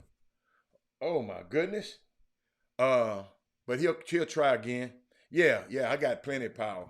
I just like to check. I'm gonna tell him to try it again. Maybe he could try his phone. Chris Walker, try your phone, Walker. Try it again. So I mean that's a unique topic, unique, and it's another one I had for him. I should have got this one in too, because it was talking about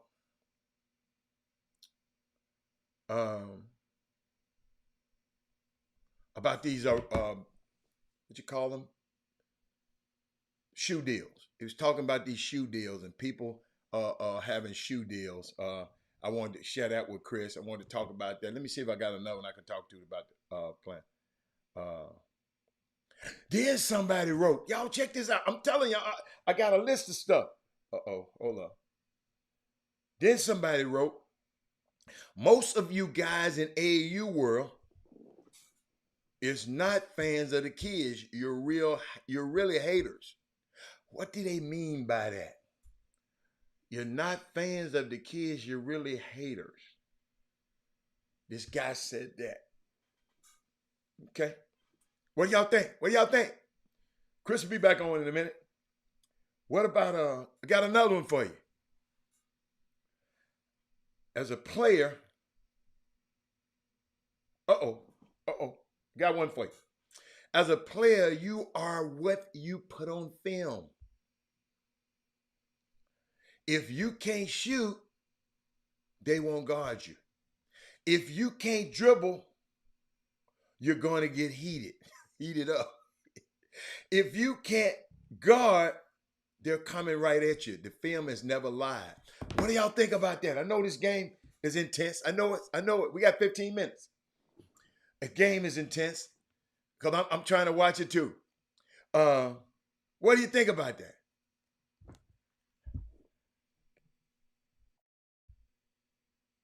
Them boys playing. Kim Jackson said these boys playing some basketball. And them boys, Bryce, you got to pass that, baby. See, y'all that got me to watching the game. So when we see, okay.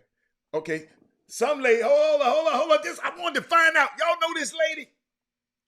She said, my son is a free agent for any summer AAU basketball team. Hit me up. He's a shooting guard. Guard and a shooting guard. It's a mama tweeted this, y'all. Where Gina at? Gina. Mindy. So mama tweeted this out. Said, my son is a free agent for any summer basketball team. Chris is back. Hold up. Who that shot that? I'm sorry, y'all. I'm sorry. Y'all got me watching the game. Chris, they got me. Oh, he back. Oh, that's a lot better, man. What you did, man? I got on that iPhone 12. That's what I did. Well, center yourself a little bit. Yeah, just center yourself. That's what I'm doing right now. Okay, all right, yeah. But I got on that iPhone 12, man. I'm messing with that thing. Chris, Chris, Chris, I got some stuff that I want to give you. I'm gonna give you some rapid fire stuff. They said some of these cats getting deals are going to be. Hold up. Some of these cats this is a tweet. Some of these cats getting deals are going to be the demise of these companies. What are you talking about? Shoe deals. Oh man, please. Okay, all right. We've been saying that forever, man. Okay, good. Companies good. aren't going nowhere, man. People don't realize, man. This is it's like people get upset because I can mention certain names that still have deals in certain parts that I'm not going to bring it up. That I have no idea what the hell anybody's doing allowing them guys to keep having a sneaker company deal. But at the end of the day, guess what they know? Whoever they have the deal, the parents don't give a damn. They're going to let them play for them anyway. They're going to go play for them anyway. Because parents hear what they want to hear. So what are we talking about? Okay. Why even get into that? No, somebody, when you tweet it, I'm going to talk about it. Then they said, okay, hold up. Now, hold up. This from Damon Stoudemire. He said, as a player, you are what you put on film. If you can't shoot, they won't guard you. If you can't dribble, they're going to heat you up. He called it heat you up. If you can't guard, they're coming right at you. The film has never lied. Then they said another one. A lot of these national kids wouldn't be nationally ranked if they played in Texas. Somebody said this, and we mentioned that the other day. They rank high school because, they're ranked high because they're playing inferior competition. We take turns beating on each other. So when we see them, it's light work. Yeah, please. Okay. Whatever. I'm just asking. Whatever.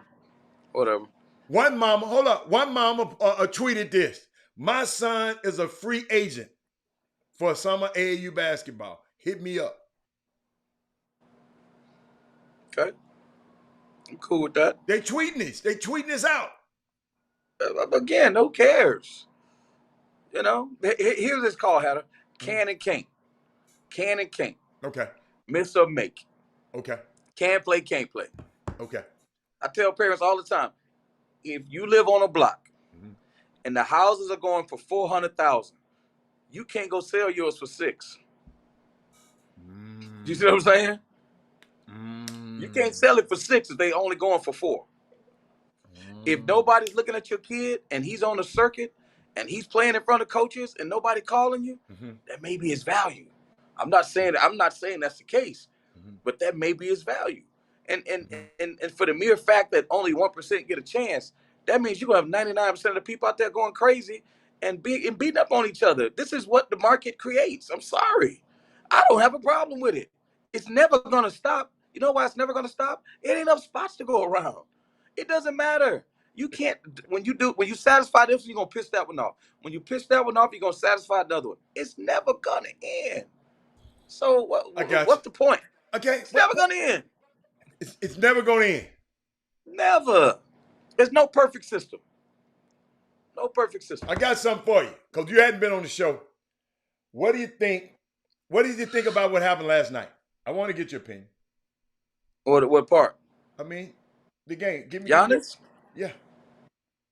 Giannis is probably the most disrespected player in the game, to be honest with you. I don't think people like Giannis.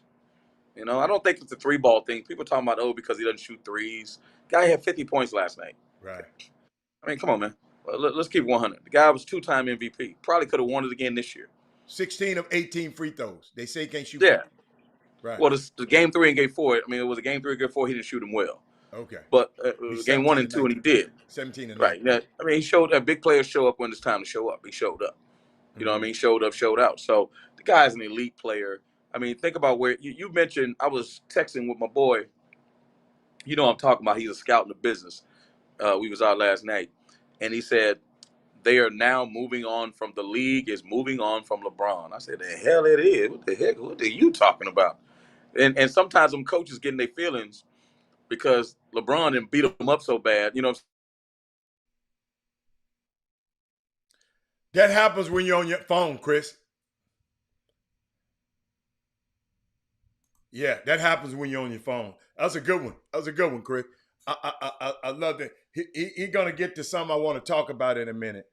And I hate that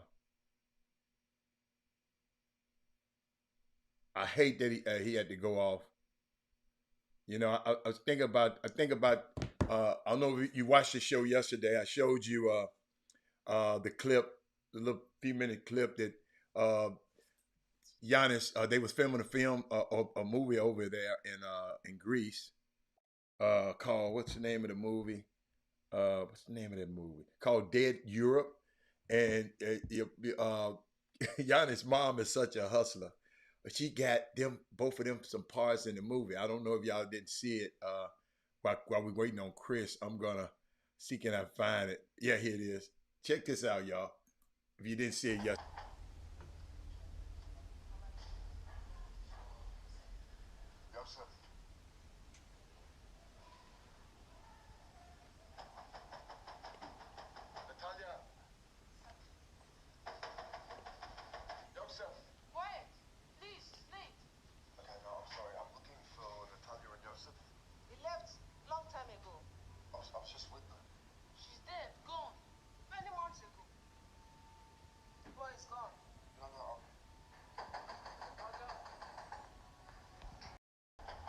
Hey, the sound wasn't that good on it, but it's just I just wanted to share that with y'all because a lot of people haven't seen that and didn't even know it took place. Chris, you back? Excuse me. Yeah, I had to put my. You know what? I'm a rookie on my phone. I had to put it on Do Not Disturb because when people call. Oh, that's right. I forgot to tell you that. I should have told you that. My bad. Yeah. No. So now what were you talking about? That the league. Well, this certain gentleman was saying, let me center myself, that the league is moving on from LeBron. I'm like, they're trying to move on from LeBron. I said, bro, nah, that's not the deal, bro.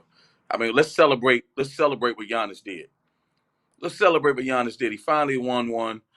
And I wouldn't say finally won one, and I hate to be the bearer of bad news because I'm always that guy. And I don't want the boom, boom room and Herb and everybody jumping on me, right?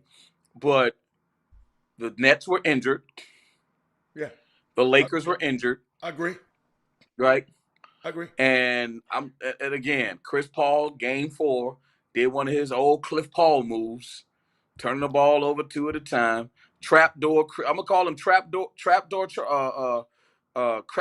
Paul. He following the trapdoor no matter what. He just can't help himself. And just the same way people don't talk about that championship that Kawhi won because he won that championship with the Raptors when somebody left and went to the West. So it's got an asterisk on it. I'm sorry.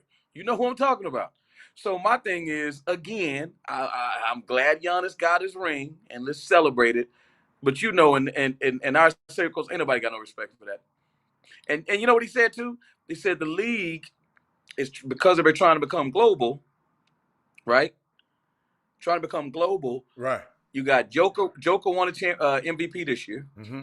Giannis won the 2 years before that. Right. And they're saying that, oh man, you know, the league's trying. I said, man, listen. They saying they got Luka coming on next. I said, listen, man, tell me when you go to one gym that one kid says, Giannis. Tell me one guy say Joker. Tell me somebody. Yeah, you might have a white kid say Luka, but that's not what's going on in this country right now. So the NBA, again, you got to give those guys credit. Those guys are playing amazing. Yeah. Right. I mean, Giannis, you can't dispute what he did, bro. Let's keep it 100. The dude and the dude could have not come back because he had the hyperextended knee. Yes. Right. And he didn't have to stay there. He could have went somewhere else. And he signed an extension. He could have done that. Yeah. It did. But the East, but let's face it, the East is weak. If the Nets are not injured, I like to see one person on this boom boom room that said that they beat the Nets. Come on, man. If the Nets are not injured, there's no way. If the Lakers have the same team they have all year long, there's not a person in this boom room that says the Suns go to the championship instead of the Lakers. And if you got the Lakers and the Bucks, come on. Stuff happens. Stuff happens. I get it. But injuries are part of the game. Part of the game. If you, because I was going through some history, I hadn't finished it yet. Going through some history, it's a lot of this stuff happened. We just didn't know about it.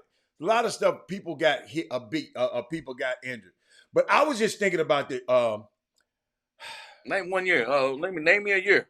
When the Boston Celtics played the Lakers, nobody was injured. Somebody got when hurt. Mike played those years, nobody was injured. Isaiah Barkley got wasn't hurt. injured. Isaiah got hurt. Played on one foot. He got hurt, but they won. You're right, but that happened that year. That the year they won it, the year they lost it. That's the year they lost it. The year they lost it. Yeah. But I mean, that's like 1979. But I'm just saying, I'm talking about going through it. I know, but I'm just saying. And Magic got hurt. Remember Magic? Magic had the hamstring. Remember the Bulls? I just said people get hurt sometimes. That's all I'm saying. If you go through history, it's part of the game. But you want it. But you know what I was thinking about? The Milwaukee Bucks, small market team, got a minority black owner, Miss Valerie Daniels. Chris, let me show you something. This what I be talking about. I want you to speak on it. In 2013, that's when Giannis got drafted, right? Yeah, 2013. Yep. Okay. The Milwaukee Bucks were worth $312 million. Okay. Guess how much their valuation is now? 2021. 1.5 billion. 1.86 billion.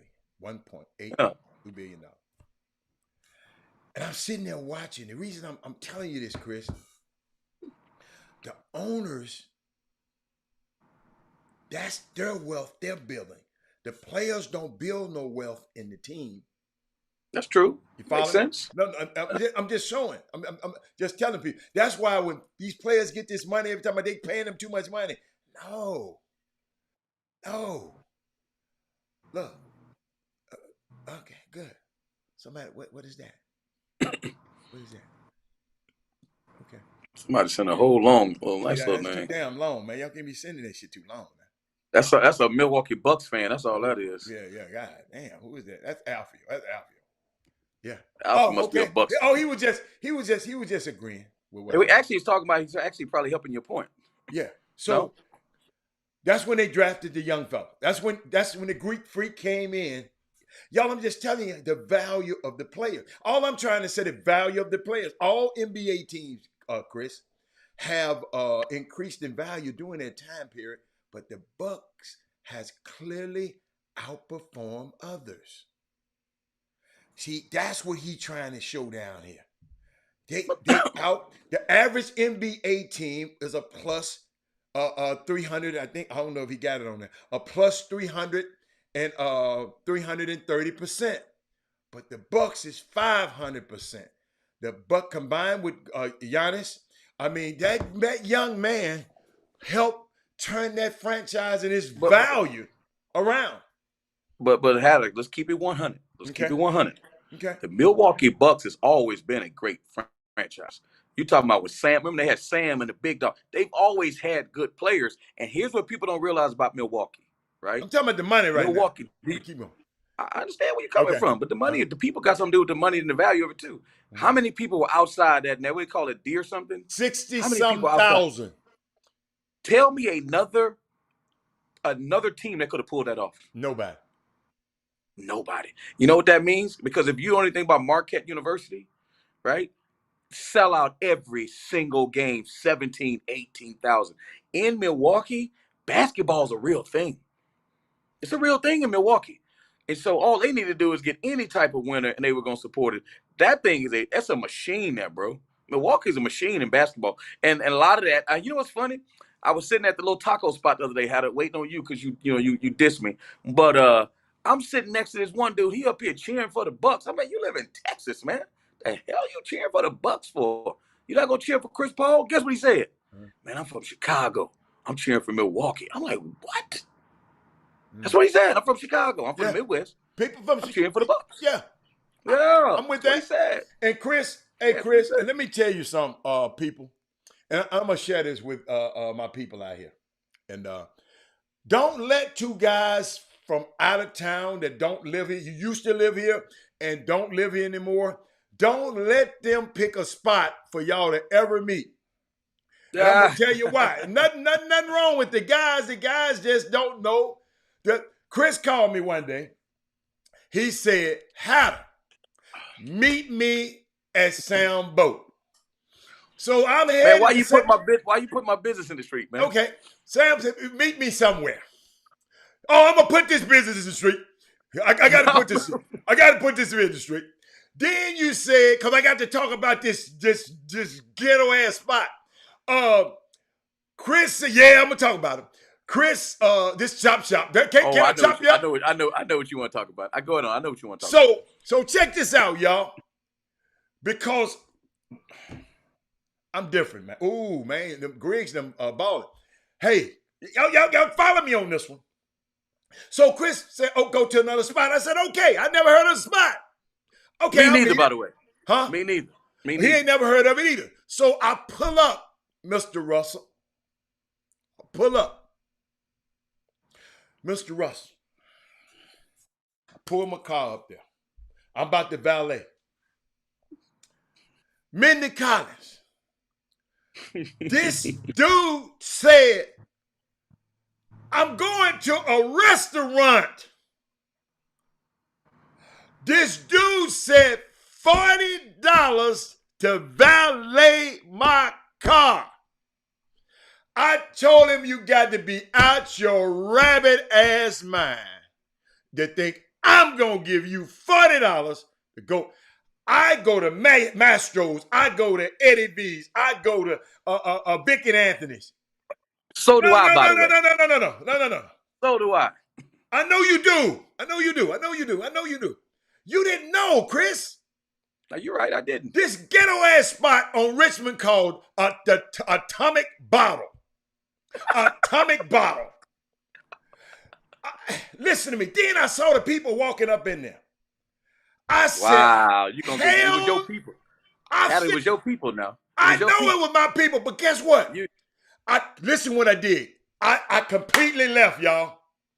How in the hell are we stupid that got these people from another country having to valet down parking and charging you $40 before you ever get? They missed out on $200 or $300 trying to get $40. The club owner, I hope he got a cut. Because, Chris, how can we keep letting them do us like that? Dude. It ain't about the $40, man. It's the principle of the thing. Ladies and gentlemen. I got one better for you. It was $40 to park in the front. If you park 20 yards away in the what they call quote-unquote self-parking, it was $20. I was like, hold on. I just said self-parking. I'm not at a hotel. Wait a minute. Hold up. Y'all own this lot? I said, man, they don't even do this in New York, man. Chris. Like, this is crazy. They only do this where we come in. The point I'm bringing up, ladies and gentlemen. It's us, Hatter. It's us, though. It's got to be us. You saying it's them? We don't have to pay it, Chris. You got to do like Robert Hatter. As bad as I wanted to come meet you, I said no. I get that, but what I'm saying is when they're putting the deal together, it has to be a reason why they do that. It could be to stop certain people from coming, but guess what they don't do? They don't stop nobody from coming. Dude, that is not happening because it may stop people like us from coming. Chris, they know who coming. They know who ignorant enough to do. That's on Richmond. That ain't in River Oaks. River Oaks, I pull up in there, they take my car. Mr. Hatter, anything else you need me to do? But it's across the street from that place you go to all the time. That after hour spot called Bunny's, right? I don't go there, stuff. But guess what? I don't know who owned it, Kevin Allen. Robert Hatter, man, that thing, listen, it was on fire now. Buy it, no. You know what? Hatter. The music was on point, though. It was on fire. It had a hold up. What's the difference between that place and the other place on is it Fountain View? Not Fountain View. Is it Prospect Park? The same damn thing. It's the same thing. And then you got the El Taclo, Bublo, what is it called, right down the street from Chris. All them little spots are the same. Listen to me, Chris. I haven't been on that street in years. Right there. In years. Dude, I didn't know David Buster's was closed down. I didn't either. I saw that big old sign. Gone. Pandemic. I'm just saying, how do we keep? So what you're saying is, I know you're making fun of where we were last night because no, I'm not making fun of where y'all was. But you're talking about why we keep doing stuff like that, where we, and my thing is, it's got to be a reason because you're right. When you go to Mastro's and all those places, there, it's still valet, to a degree, but sometimes it's tips. You know, and you can go in the gallery and you can park. You got free parking at the bottom if you want to park for free. If you want a valet car, you can valet your car, right? Again, and parking is a premium. Let's get it right. But I'm like, hold on, man. So, and it's got to be a deterrent.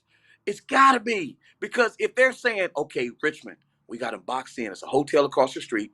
It's another place over there. If they want to come here, we got to make them pay to park. We can make a lick off of them because they ain't got nowhere to park. I'm like, that's ridiculous. It's designed. I'm telling you, it is designed at us. I didn't see nobody in there that looked like nobody else, but I packed because they was out on the back. I can see them.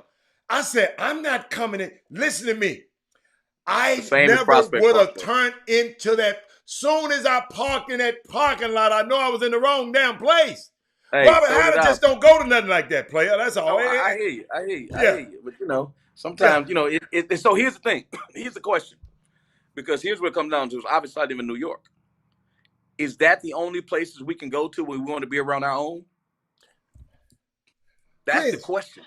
I'm throwing it out there. If we want to be around our own people, listen to some good music, go watch the game, is that the only outlet or places like that? I have no idea. I have no idea because I ain't trying to go around my people right now. Because you didn't tell them where you told me to go after that to your spot. Oh, yes. Guess where I wanted you to go? The Bombshell. I'd rather go to Bombshell. My God. Hell yeah, I tell you that. I like that little spot. Hey, I like that little spot. Come on, man. Dude, I'm just telling y'all, man, them people, hey, let me tell you something. And Hatter, here's the crazy part you missing. You walk up, it was like you was going into Iraq. You got 10 policemen there, they patting you down. I'm like, man, what is going on? But you know why? They shooting people in Houston now, bro. Yeah. The crime rate, you know, you don't have to have a license. So guess what I did? That's why I went home. Nah, I ain't going to, I went home. Well, Patty, you didn't answer my question. If you want to be around your own people in the city of Houston, Bombshells had some black people. Some, very few. I'm saying if you want to be around your people exclusively, is that your option? That's all I'm saying. Chris, me personally, I'm just talking about me. Me personally, right now, I ain't trying to be around none of y'all. I get you. That's not what we're talking about. I get you on that. Okay. But if in Houston, I'm saying you can go to the spot. You can go over on Alameda. You can go to 5015. You can go to the Kirkland Hut. But what if you don't want to be around them old people like you? You know what I'm saying? You don't want to hear Maze. You don't want to hear the Spinners. Don't let me tell you about what you were saying about everybody in there, how they. Stop. Okay. I don't know what I was saying, but come on, man. I'm just saying, everybody don't want to go to Turkey Leg Hut. But that's a good point. I know you be around them other people so much, you couldn't wait to get there. I just couldn't do it, man. Phil and Darius, great. Oh, sorry, Stephen Wood. I'm gonna be honest with you, it didn't bother me at all. It didn't bother me at all being there. I mean, it didn't bother me one bit. Phil and Darius, great. Type of crowd. I'm sorry, Phil. You know my favorite spot, 13. Me and you had a ball at 13. I know it was too far away though. We was on Richmond already. That's why I didn't want to go. It'd have been halftime. But it'd have been halftime before we got there. That's all I'm saying. I don't never watch the whole game anyway. But Hatter, if we go downstairs, hold on a second. You know what, Walter Yates, you're unbelievable. If we go downstairs, never go. Hey, Chris, I'll never spend a dime at Gracie's ever. Ever. Gracie's, John, I don't know that. Yeah, I'll never spend a dime there ever. Well, what's going on with Gracie's? I would never spend a dime. I had a bad experience. I'm gonna tell you why. Jonathan Griffin, just so you can know. Friend of mine had a birthday party. It's a few years back. Friend of mine had a birthday party. I get off the plane. I got on some collared shirt, nice jeans, and some Lanvin sneakers. Go Google that. Lanvin. Lanvin sneakers. And this clown at the door who had on some J.C. Penney's tell me I can't go in there with them sneakers on. Homeboy, these ain't regular sneakers. And everybody start coming out the place of the party, coming in the parking lot, saying, if Hat ain't coming in, I ain't coming in. I say I refuse to go in there and pay a dime. I said, let's go somewhere else for your party. We moved the party to somewhere else. I'll never, ever go in Grace's. I think it's Grace's. No, I'm sorry, it wasn't Grace's. Oh, I'm sorry. No, Glorious. Oh, Jonathan, you talking about downtown? Glorious, Oh, yeah. not Grace's. Glorious. Not Grace's. I'm sorry. It's Glorious. I take that back, Gracie. I'm sorry, Grace. Grace's food just nasty. I don't like their food. That's why I don't go back there. But it was Glorious. I'm sorry. I'm so sorry. I'm so sorry. But Chris, Chris, all I'm doing, I just choose. If people don't treat me right, Chris, I'm not going to spend my money. That's all. That's all. That was ridiculous. That was ridiculous last night, though. That was ridiculous. I was like, man, what? Like, and I'm like, what are y'all doing? Like, and I'm telling you, it's got to be a deterrent to keep people out, man. Yeah. It's got to be. It's got to be. Like, they'll know a guy like you, like, man, that's ridiculous. But them little young Thundercats hustling all week long, they'll pay that $40 so they can put their car up front because they know that's what them little young girls Coach, I like. wanted my car up front. That's why I pulled up in there. Nah, man. Then they had a nice little special. The drinks are cheap.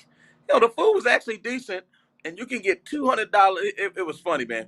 2 bottles of Casamigos for $200. And listen, man, those guys got a analytic that they know that if they do X, Y, and Z, them young people gonna come in there, right? They got competition against. I'm assuming that if you go to Taco Diablo, it's like another one right down the street. Yeah. When I left there. And I started going back towards the Galleria. Yeah. Man, it was like a spot like that it's like 5 or 6 spots like that. I haven't been. That wasn't the only one. I was like, I'm telling you that they got another one called Post Oak Ice House. Big old TVs. And I said, man, we should have gone there. Every last one of them got black people in it. It was like 5 or 6 spots on Richmond. Sensei, give us some nice spots. Cause I'm not going atomic bottle. I ain't going. You're a young Thundercat, that's a spot you want to go. But if you ain't no Thundercat, you're an older dude. You don't. Them Lon Bonds, they don't care about that kind of stuff in there. Don't wear those. You got to have Jordans on. I know. Them Lon Bonds, they'll laugh at you. They don't even know what they can't they spell don't know it. what it is, and I know. Yeah, them young dudes, fake jewelry. You know, a bunch of young thugs up in there. You know, hey man, I would have been right up in there. Kevin Freitman, Moxie's, man, ain't nobody within 100 years. But you know, it's just one of them things where. Moxies. I don't like Moxies either. See, look at Walter Yates talking about Moxie because his old, but that's where he be. Palmer is another spot I saw. I saw Palmer. It's on the same street? I don't know if it's on the same. Yeah, it is. I ain't going. I saw that too. I ain't going, All them Tamika. spots are right next. All them spots in it, bro. I mean, if you're a young little kid in Houston, little hustler, those are great spots. If you're a young little kid, for us, we don't be. All I'm saying is, if you 40 and older, where can you and you don't want to go to be relegated to going to Alameda? Like that's the only thing we got. I like Philadelphia. If you were listening, Marissa. But hold up. I like Philadelphia. Huh? But let me say this again. You're in the 3rd largest city in America, one of my most diverse cities in the country. And why we can't have us a Midtown? I guess that's Midtown. We got 13. Where? I took your little country butt down to 13. They got one restaurant. Can we get more than 13? Because if you go downstairs, it looked like Palmer. When you go downstairs, it looked like Atomic Bottle when you go downstairs. No, it don't. Chris. Stop. No, it don't. Stop. Chris, no, I know it's your boy, but stop it. No, Chris. Hold up. I'll put it like this. I prefer that restaurant than anybody. I prefer that place. I don't not prefer it. But hold on. Look what Sensei say.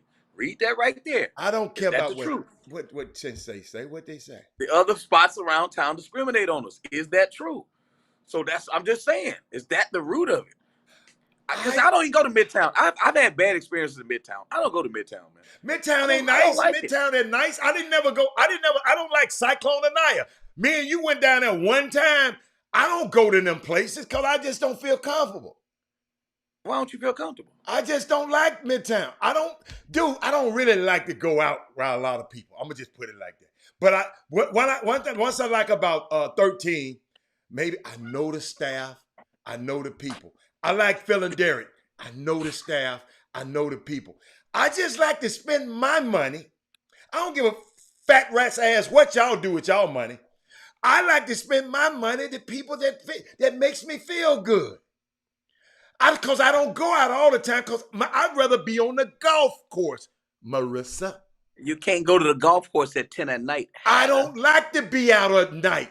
I promise you, Tamika, I called my daughter when I got in the car, told her, Chris, she said, Daddy, Chris, how'd you meet him there? You're not going to go in there. She living there. She said, that's exactly what she said. She said, what? Yes.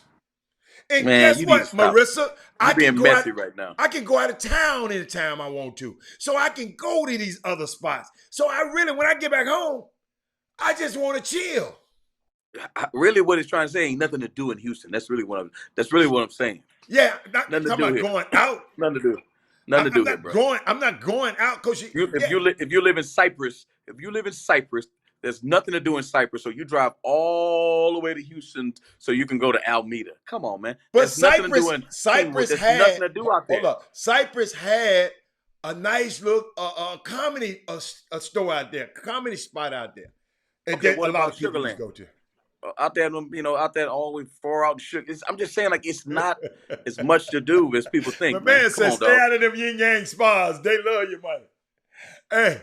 Oh, they love it. Hey, Hatter. So getting back to what I was saying, because I know where you think I was going, because you be hating on me all the time. Okay. Is the league trying to move on from LeBron? They have to, though, Chris. LeBron then gave them notice. He done forecast and let them know how many. He done told them. Adam Silver know how many years LeBron is going to.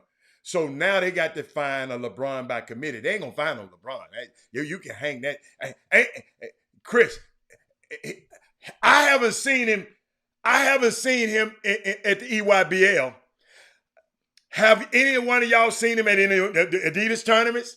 Have any one of y'all seen him at a Under Armour tournament?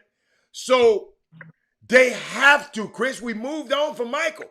We have to, at some point, move on. Yeah, but Michael left though. But the league still survived. So I'm trying to figure out who was in the league when Michael left. Mm-hmm. Kobe was in the league. Well, was Kobe? What year was that? 96. When the last championship Mike won? 96. Penny helped with the transition. Penny was there. He helped with the Shaq helped with the transition. It was a guys for committee.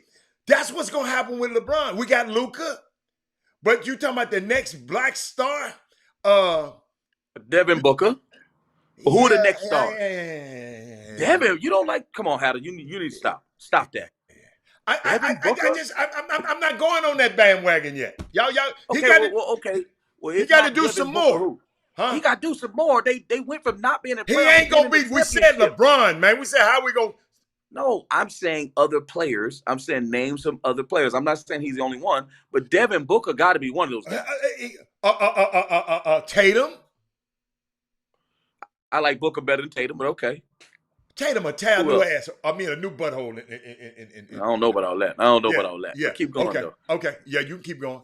I don't know about all that, but keep going. Okay.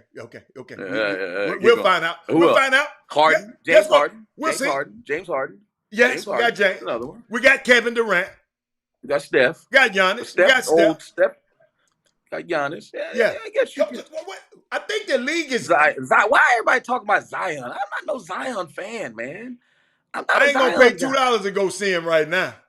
I'm telling you, I don't like Zion, man. I'm not a big Zion fan. The spot on Robert, league looking for someone to put. No, but bro, LeBron, I'm telling you, he done told him. LeBron know exactly with his calculated butt when he gonna leave. That's why he posturing himself. Guess what I just found out the other day? Nike was posturing, trying to buy Spring Hill Entertainment for him. I wouldn't sell it from him. I wouldn't sell it. I wouldn't sell it I thought right he was now. selling it though. Huh? I thought he was selling it. I thought he was selling it for a Nike bunch of trying money. to, yeah, they trying to possibly sell it. I guess he's trying to sell that to buy a team. LeBron trying to buy a team. LeBron ain't leaving the game until he's the all-time leading scorer. I'm just letting everybody know that right now. Okay. Just like Popovich gonna keep coaching until he's the all-time leader in wins, LeBron is gonna keep playing until he's the all-time leading scorer. Period. But that's a good question, Chris. That's a good question. Chris, I told you, the league is in a good place right now, man. When think about it, I just gave y'all something, and y'all just look at these numbers like it ain't nothing. 2013, the team was worth a small market team was worth $12 million. 2013, what my son graduated in 2013 from high school. That's this generation, y'all. And y'all look at it and you talking about, well, you just, what, 1.8 bit, 1.8 bit? That's a lot of money. Y'all just throw this 1.8 billion around like y'all got it. What's your point? What my point is, oh, glad you said that. This league is going to be all right without LeBron. Yeah, I mean, I want to know the players. That's all I'm saying. I mean, who are the guys that's going to make us tune in? Because I'm going to be honest with you. I was sitting with, I don't want to say who the person was, but he is he works for the NBA team in town. Yeah. And we're sitting there and we're inside an atomic bottle. Right? And you know what first thing that came to both our minds? If LeBron was playing, this place would be packed. That's what we said. If it wasn't the Suns, I don't agree. If LeBron and KD was playing, if the Lakers and Nets was playing, you couldn't get a seat in there. If the Rockets was playing, you couldn't get a seat in there. That's a home team. But I'm not talking about the home team. We're talking about if LeBron was playing, it'd be more people interested. Chris, a lot of people ain't interested? trying to go or be around all you Negroes. It's COVID out there, man. Y'all just don't realize it. See, boy, the COVID don't exist in the black neighborhood. Just ask them. It wasn't a mass nowhere. Chris Walker. You know what's funny? Chris Walker. Next question. Chris Walker. When you watch if it wasn't for COVID, people, if it wasn't for COVID, I probably would have gave them people that $40 just to come in and see you. But when I don't know about that. Hold up. I don't know about that. But when I thought about all the extenuating circumstances, going to see right now, you ain't worth. I saw them dudes walk up. I saw them girls that look like gorillas. I mean, excuse me. I saw. I know. See, you ain't right. I'm sorry. I mean, I just saw some people. You gotta apologize for that, some man. people that didn't look right. Chris, but Hatter, it was 65,000 outside of the arena yesterday, and none of them had a mask on. And not one of them, Dr. Fauci was probably turning over like, "What the hell is going on right now?" 65,000, and I didn't see one mask. I was not. All I'm saying, man. The ratings though, Coach, you talking about the rating went down? The ratings was up 32%. I heard about that. Fake news. No, it's true. Fake news. Fake news. Ain't nobody watching the Suns and the Bucks. Fake news. Ain't nobody watching that. You know that. You know it, Adam. So you telling me I watched every game. I can't believe you. I can't believe you like Tatum over Booker. No, I was just saying.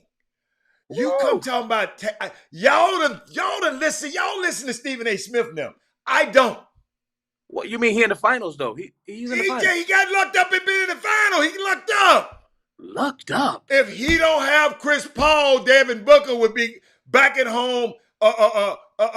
He would have been on vacation a long time ago. He'd have been out there where I was. Coach, hold up. Guess who I saw when I was on vacation?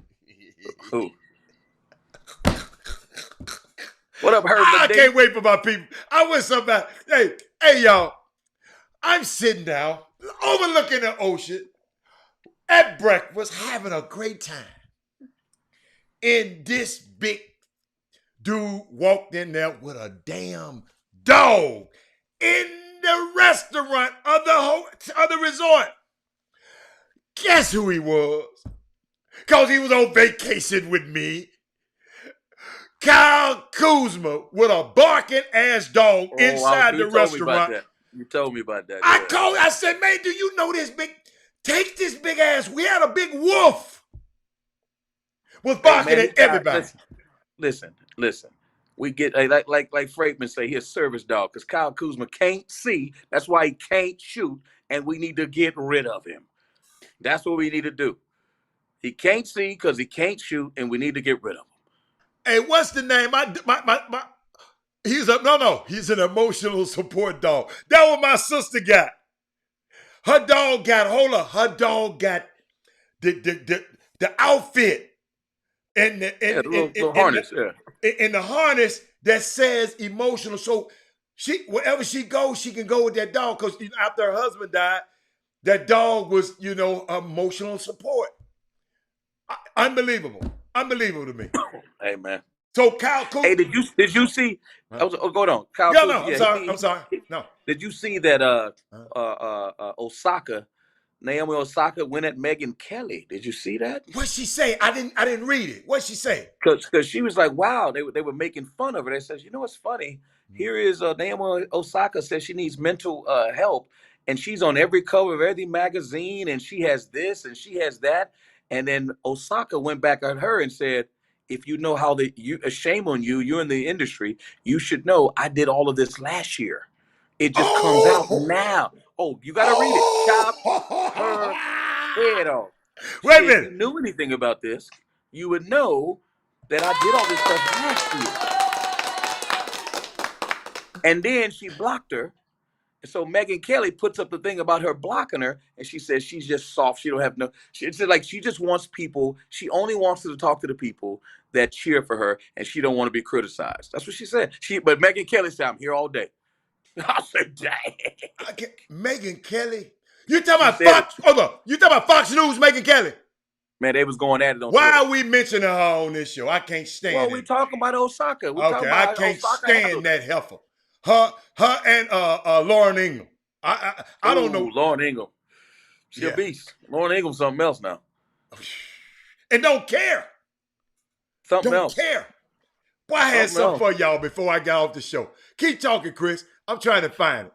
I saw something. So that she was on there talking about that. So it was interesting. Check this out. Check this out. This for y'all. Oh, no, that's it. That's not it. Hold up. He'll never do that. He'll never do that again. But we found our rhythm. We got on a roll. Not a lot of people, think that we could have won. And in fact, I think about 40% of the people still don't think we won. I understand that. You understand that, Mr. President? I understand that. Yeah. And personally, it's nice for me to be back here. We had a game in Chicago where I forgot what down it was. I lost track of one down in 21 years of playing, and they started calling me Sleepy Tom. Why would they do that to me? So I thought that was. I wanted to share that with y'all. Let me ask you a question though. That's great, but let me ask you a question. Where is Kamala Harris, man? Where is she? It's like are they hiding her? Or are they keeping her under wraps? Like what's she going working? On? She up. You know what she's doing? Hold on, I got it. Hold on, I got you. Hey, boom, boom, boom. You know I got it. You know what? She busy meeting with the about the voting suppression. She working on the voter, all the voter laws around the country. She meeting with people every day about the voter law. She just met with the Texas delegate, but she who left Texas to go up there so they wouldn't have to vote under quorum. She working. She ain't got time to be meeting no damn. The vice president don't meet no damn team. The president meet the team. I didn't say thank that. you, Tamika. I'm just letting you know. I wasn't saying that. Saying that. Hey, dude, they got 47 states that enacted some voter suppression laws. She trying to get it right. Because you know what? If you go look at history, the people that fought this stuff long ago, the civil rights laws and the voting line, it came from HBCUs, the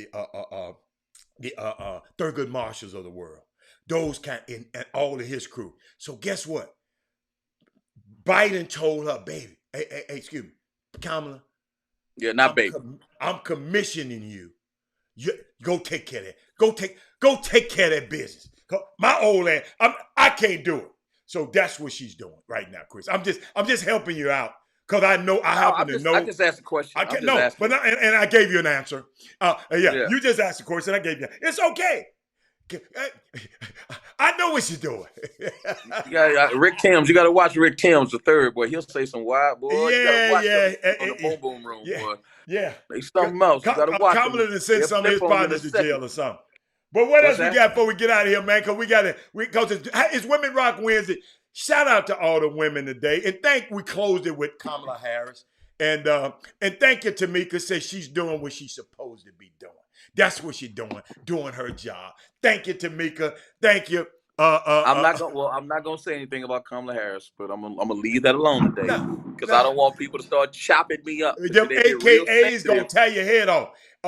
But I'm still mad at the AKAs because I ain't heard enough of them come out and go against that boy Tucker Carlson for allowing that dude to come over there and talk about that woman like that. Cause I promise you, I sent an email to Fox. You need to get that. I ain't gonna tell you what I said to him.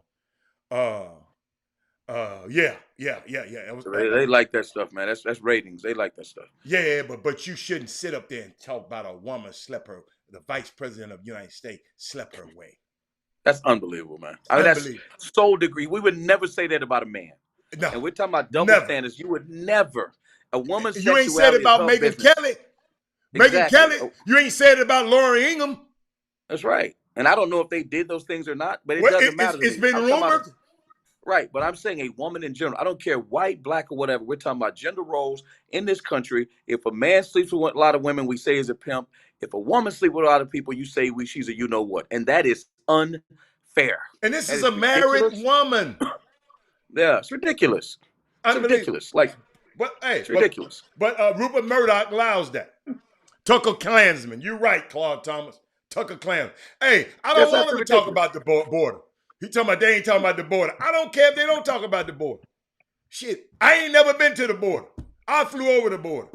So guess what? A lot of people coming in and out of Mexico, getting a lot of this American money. So what you know about what's funny the to me, border? and I don't know if this is the case or not, but it's just amazing. I mean, we live in Texas, and I have tons of friends that are. We were out yesterday, and there was a guy speaking Spanish. I said, "Yo, man, what are you speaking?" He said, "I'm Puerto Rican." I said, "Boricua, what's up?" He started talking. I said, "You know what's funny, man? I live in Brooklyn. Guess what they call you in Brooklyn? If you come, you're Boricua. The minute you come down here, you Mexican. Like people it's very different. If you go to Miami, you're Cuban. But but what I found out is, and I shouldn't say that I found out. The thing that I don't want to go here because I want people to get upset because it really had anything to do with sports. If you go to Cuba and you're talking about the Republicans, the people that come there, once they come to America, you know the one thing they learned, and I know this very intimately, when people migrated to America in the 60s, people that come from certain countries, could be African, and on CBS, a form that I filled out, when they try to get the demographics of the people that work there. Do you not know, right? The Arab nations, there are certain Arab nations that are in Africa. Of course. Right? They're Africa. Right, but they're they're part of the Arab League. But when you sign, if you're from those nations, they say you could say you're Caucasian, even though you're from Africa. Right? You're not African, or because they say you're African American, but if you're from Libya, you can say you're Caucasian. If you're from Morocco, you're not black. You're not, because if they got white, black, whatever. What is white? What is white? I'm just telling you how they designate. I don't even know. Okay. I'm sure Caucasian, European born, or I don't know, is Jewish white? Well, I know somebody on here. You know every damn thing else. Who is that? What is being white? Who's the person? Somebody. Who is the person that knows? My point is, when we're talking about the border, you get people from Cuba, and I hope some people are from Cuba. You know, you get those people, they're racist or prejudiced against their own people.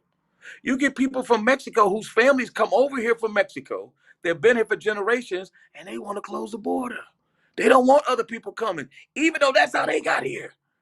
And I don't understand that dynamic, because if they're persecuting people in Uganda and whatever, I'm like, man, we should let them people come over there, because I ain't going over there to get them. So if we can create a safe haven, there's got to be a country, and I get it. People are like, oh, economics, this and that. It's got to be somewhere that's a safe haven for refugees where they're just not being persecuted. Because you know what? If somebody would have had their way, and I'm not going to say which president it was, but it starts with a 4 and ends with a 5, it would be a tyranny in this country. Because if you look at what happened on the Capitol, I told everybody to watch that How to Be a Tyrant thing. Those people stormed the Capitol. What do you think happens in a coup, Hatter? They storm the Capitol and they take over. I was looking at your move. At your Come Netflix. on, man, that's crazy. What the people got to understand how this stuff happens. You know what they say? We don't need history. Get rid of critical race theory. Let's burn all those books that had all that history in it. But I wonder how many people they'll talk about Kamala Harris. I wonder is anybody who's been talking about Kamala Harris, have they been writing? Hold up. Have they been writing the state Senate? You live in Texas. Have you been talking about the state Senate saying it's okay to say, hey, don't preach nothing bad about the KKK no more? Oh, man. You see what I sent you, right?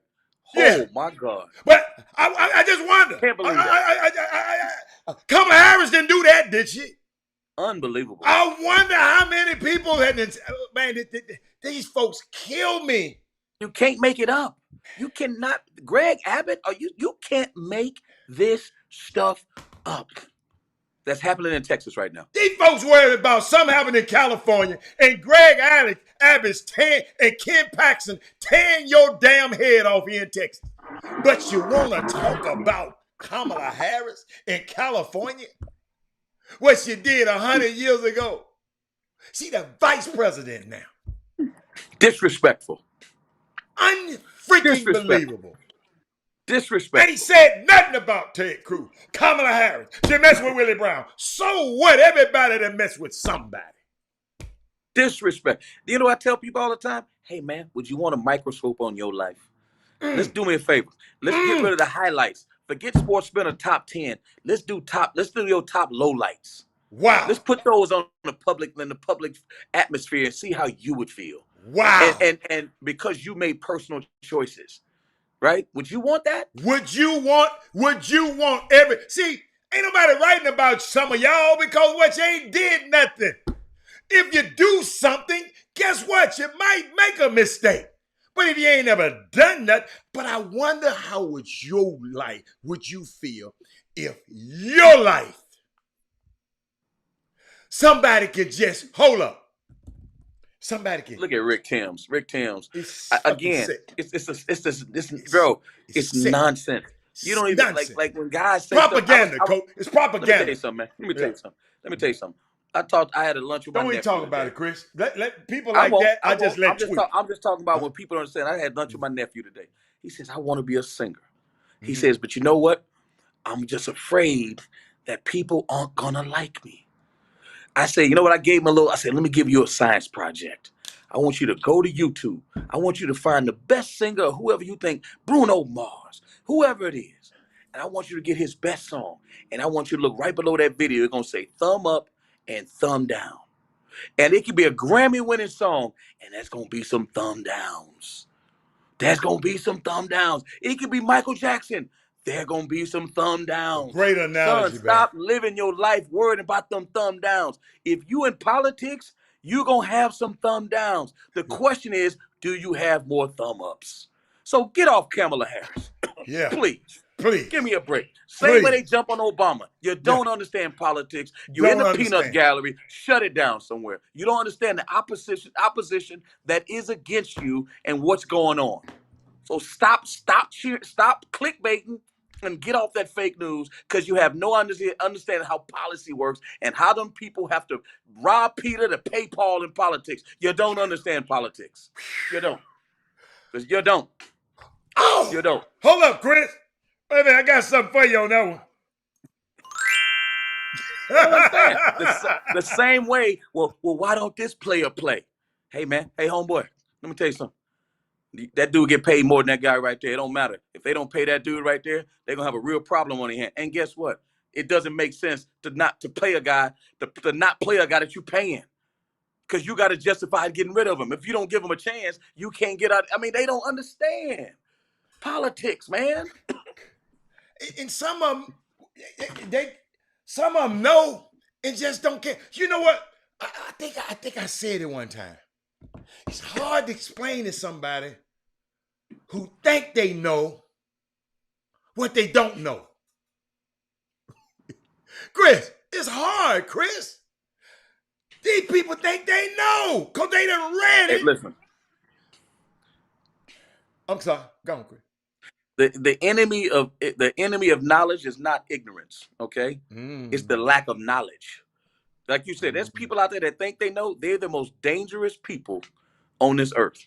That's why you got to be careful who you listen to. And Rick, I'm not saying you're wrong. I never said you were wrong, Rick. All I'm telling you is that in this country, right, there are things that go right and there are things that go wrong.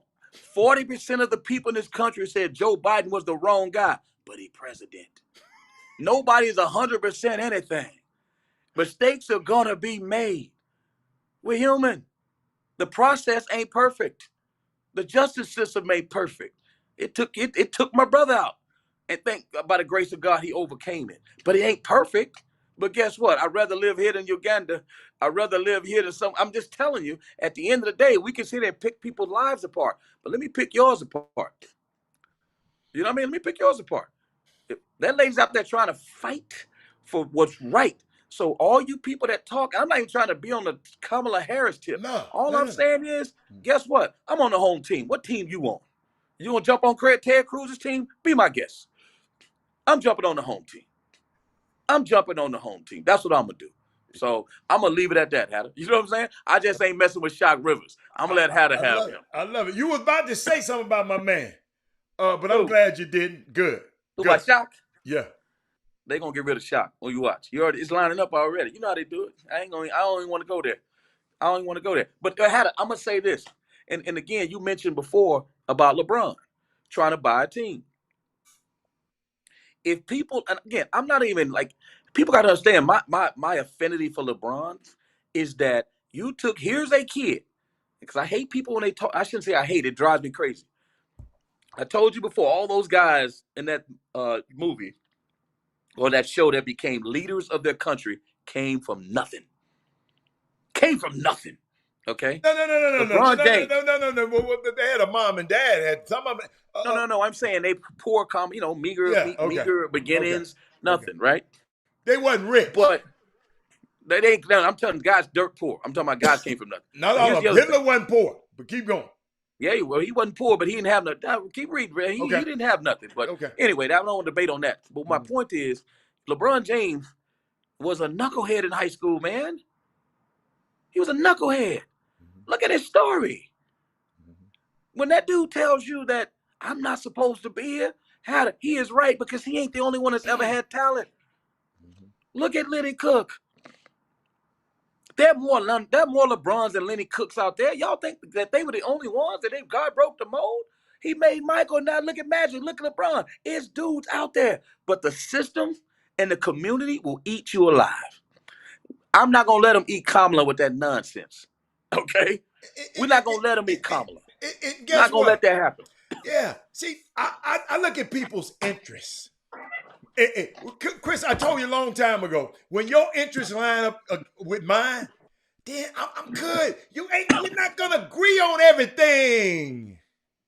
You told them about politics. You're not going to agree on everything. You just got to find out a common ground where they go back and forth in politics. If you have never been in politics and never studied it, you'll never understand. You can sit and talk about them folks all you want. All day until long. You get your ass out here and be on somebody's Different campaign and get up to Capitol Hill in Austin and complain on them steps about what they teaching these damn kids out here instead of comment on this all the time. Coach, we ain't with it. But keep going. Adam, ain't no permanent what? You already know the saying. Ain't no permanent friends and ain't no permanent enemies. It's only permanent interests. Permanent interests. That's politics. You got to understand that. It ain't personal. Nah. It ain't. And sometimes you got to make concessions. Of course. That against your better angels or your better interests. Yes. You know what I call it? It's self-interest versus best interest. Self-interest versus best interest. Think about with your kids. You got self-interest and best interest. Think about it when it comes to AAU. What team it should be on? Self-interest, best interest. Think about your job. Self-interest versus best interest. Period. So I get it when people don't understand it, but you can't have one foot in and one foot out and understand politics. You can't. You know what? Somebody was complaining. I was at my grandmother's house. They were complaining. I don't know if you watch the news. We got a national show, but we are in Houston. There's on Brettshire up over in Cedarwood. There was a lady that killed a dog yesterday. I hate watching the news. It's all bad stuff. I don't watch because it no more. on this particular street, they don't have speed bumps, and they've been going to the city for a long time saying we need speed bumps. And people are driving 60 and a 30, and somebody sped out of control, rammed into somebody's house, killed killed a dog, whatever. Bottom line is, I'm like, the first thing I said? Because I've been around my grandmother, because she's heavy into politics. Who is the city councilman in that area? That's what you're saying. They've complained to the city council. They've complained. And it takes somebody getting killed for them to get off their butt. But it's the reason why they don't do it, Hatter. You got to find out that reason. And you know what Jimmy always says? Follow the what, Hatter? Follow the money. Right. Follow the money. It's a reason why it doesn't happen. You got to get into politics to understand what's going on in this Houston. Why are they building that bus? Why are they building that bus apparatus through the middle of Galleria on Westheimer? I'm like, what is that all about? What do you mean? Is that enough traffic that had it? We got to put it. I guess they're trying to discourage people from driving there. So if we put a bus there, okay, where's that bus coming from? Because I know certain people ain't getting on that bus. Keep talking. What kind of bus is that? The train is a bus? What is it? I don't get it. I'm just saying, I don't get it. But we got to stay off of Kamala, man. We got to root for her. And Rick, come on, man, chill out with that. She ain't black stuff, or she not for the black agenda. Again, people got to stop that nonsense, man. Yeah. They got to stop that nonsense. I'm not with that. Nah, I'm not with that. That's all right. It's all right. We go. If I hear one more black person say Obama didn't do nothing for black people, I'm gonna lose my mind. I'm like, man, I'm done with y'all. Chris, they just don't know. I had some. Done with y'all Negroes saying it on knucklehead stuff. You know what I want somebody to do? Go on your job.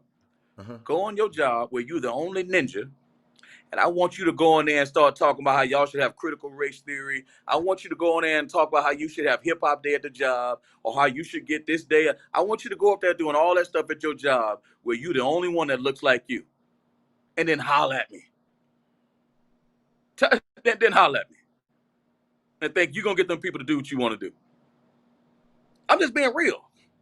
I want you to do that. Go to your job. Blue suit, brown shoes, FedEx, wherever you want to have it. And I want you to start saying, man, I think they should treat Black history, and I think go out there and do that stuff. You gotta understand where you are, man. That's good, Chris. You did good today, baby. Good today. I appreciate you, man.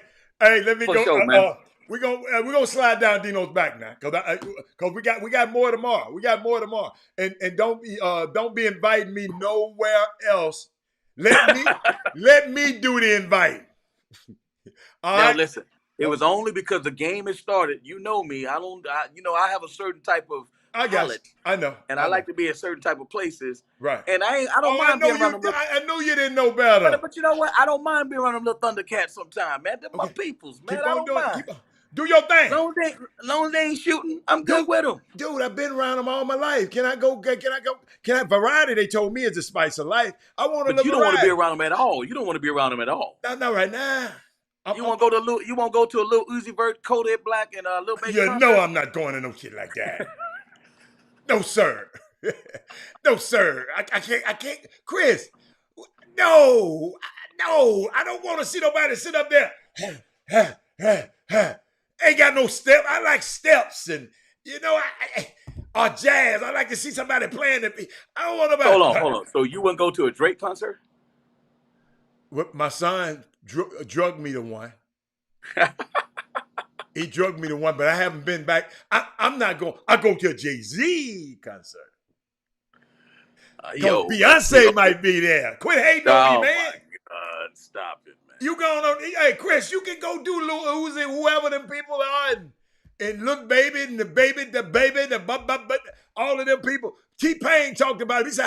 He said, he said, "Oh, y'all got the same damn name." I promise you, T-Pain did something. Yeah, Jeezy and Jay-Z, yeah, them my dudes. But I don't think I'm gonna just go see Jeezy. I just listen to his music. I'm not going. But that Jay-Z, yeah, I'll pull up. I pull up for him. But that's it, man. I don't know. You gotta go see Drake, man. I'm sorry. No, sir. No, sir. I don't even know what Drake seen. Drake. You know what Drake? I don't even know what he's seen. I don't know not one song. So let me ask you, you wouldn't go see Chris Brown? I like Chris Brown.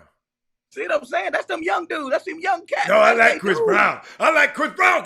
You know when I started liking Chris Brown? Yeah, y'all, I'm sorry. When he played in that movie This Christmas.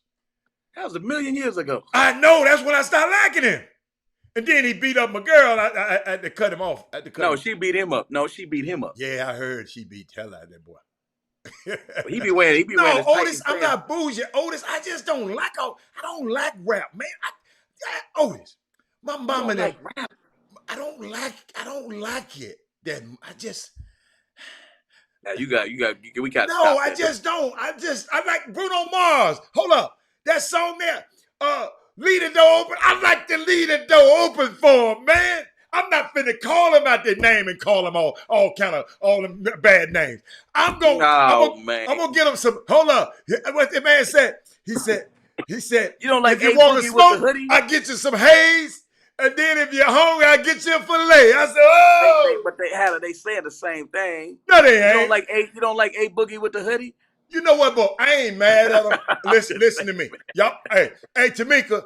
I'm not mad at them guys. I just don't like it. I do what you do, young fellas. Because guess what? I'm going to tell you, I'm going to end the show with this. Where Ed is somewhere in there. Let me tell you something. Because I read a good book. In the book, King David wanted somebody. Hold up. This is why I can't talk about the rappers now. This is why I don't talk about it. King David, who had everything, saw this woman over here, this married woman over here, and he had to have her. He had her. He made love to her. He got her pregnant. He got her pregnant, and then sent for the dude because he was gone. He was on the front line fighting. Sent for him to come back. Said, man, you better go sleep with your woman. He wouldn't touch his woman because he said, I can't, my guy's out there fighting, I can't touch it. So David had to kill the man. This ain't the Hustler magazine. This ain't a rap. This was in the Bible. So I understand them young guys got to do it. I just don't believe in it. But I like, you can leave the door open. Oh! Hey, hold up. The song is so popular. I've been waiting on the other song to come out, Chris, to release the rest of the album. But the song is still in the top 10. So they said they ain't going to release it until it go out the top 10. Bro, they got songs that are rappers that are just like those songs. They just say it differently. You know what I'm saying? I like We Win. I like the one you told me about, We Win. With that's like Kirk Franklin. I like that one. Yeah, I like that one too. But Kirk Franklin's a little freak too. But I'm just saying that, at the end of the day, some of them rap songs, man, they clever. Them dudes are very clever dudes, man. That's our generation. You know what they are? They're the jazz and blues guys of our generation. These rappers. Now, do I wish it was... I'm finna hit this damn button on you. Because they all sounding alike, Chris. They all got the auto tunes and they all sound alike. I don't agree with Chris. You lost your mind, man. They all sound alike.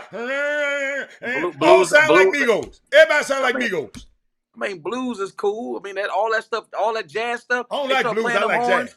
I like all jazz. that stuff sounds the same too. I mean, it's just. I'm just saying, it's our people. It's creativity. We're making millionaires, and guess what? I don't like they little ass though. Hattie, you don't even listen to it. You don't know what to like. You sure don't. I listen to Jay-Z. I'm gonna send you some music. Don't you send me none of that. Hey, I'm gonna send you some music. I got a son that listen to that man. Listen to me, y'all. Y'all got to hear me. Y'all got to hear me on this. I go up the corner. I got to show y'all the video. This man went way from Houston, went the way to Cornell, bringing all that Houston rap to them people's campus. He had them people playing it at the game. The white folks were like, what was it? Had it just like sports did a lot. There's people, I don't know if you told me about Jackie Robinson did a lot to bring this country together when it comes to like people accepting of black people. Rap has done a lot in this younger generation. More people have crossed over. More people hang out with black folks and do stuff because of rap. I got than anything. I'm just telling you, like it's. And I had to come around to it too. Some of that stuff you listen to it, you be like, damn, that dude is clever. Chris, I don't like to like everything, Chris. Some of them outfits you be wearing, I'm not gonna wear that crap. I mean, that's why they make that some of that stuff. Cause some of y'all gonna buy that ugly ass shit. Robert Hatter, I just don't like. I like R&B. Y'all got to realize I just like y'all. I can't talk about. Yeah, I'm gonna talk about it. What about when Cardi B? What about when Cardi B do it? You got to realize, what about all those rappers back in the day? I'm going to let you go. Remember, they used to do a song, and then they'd have P. Diddy rapping on it. That's what blew up R&B. I like that. Back in the day, it was always you do a song, and the remix had to rap on it. Charlie Wilson. I like that kind of stuff. Chris, I'm sorry. I just got an acquired taste for something else. That's I'm gonna send you some Little Baby. I'm gonna send you some Little Baby. Put 100,000 in your calendar, and I'm gonna give you stuff. See that? That's the damn problem right there. I'm drowning.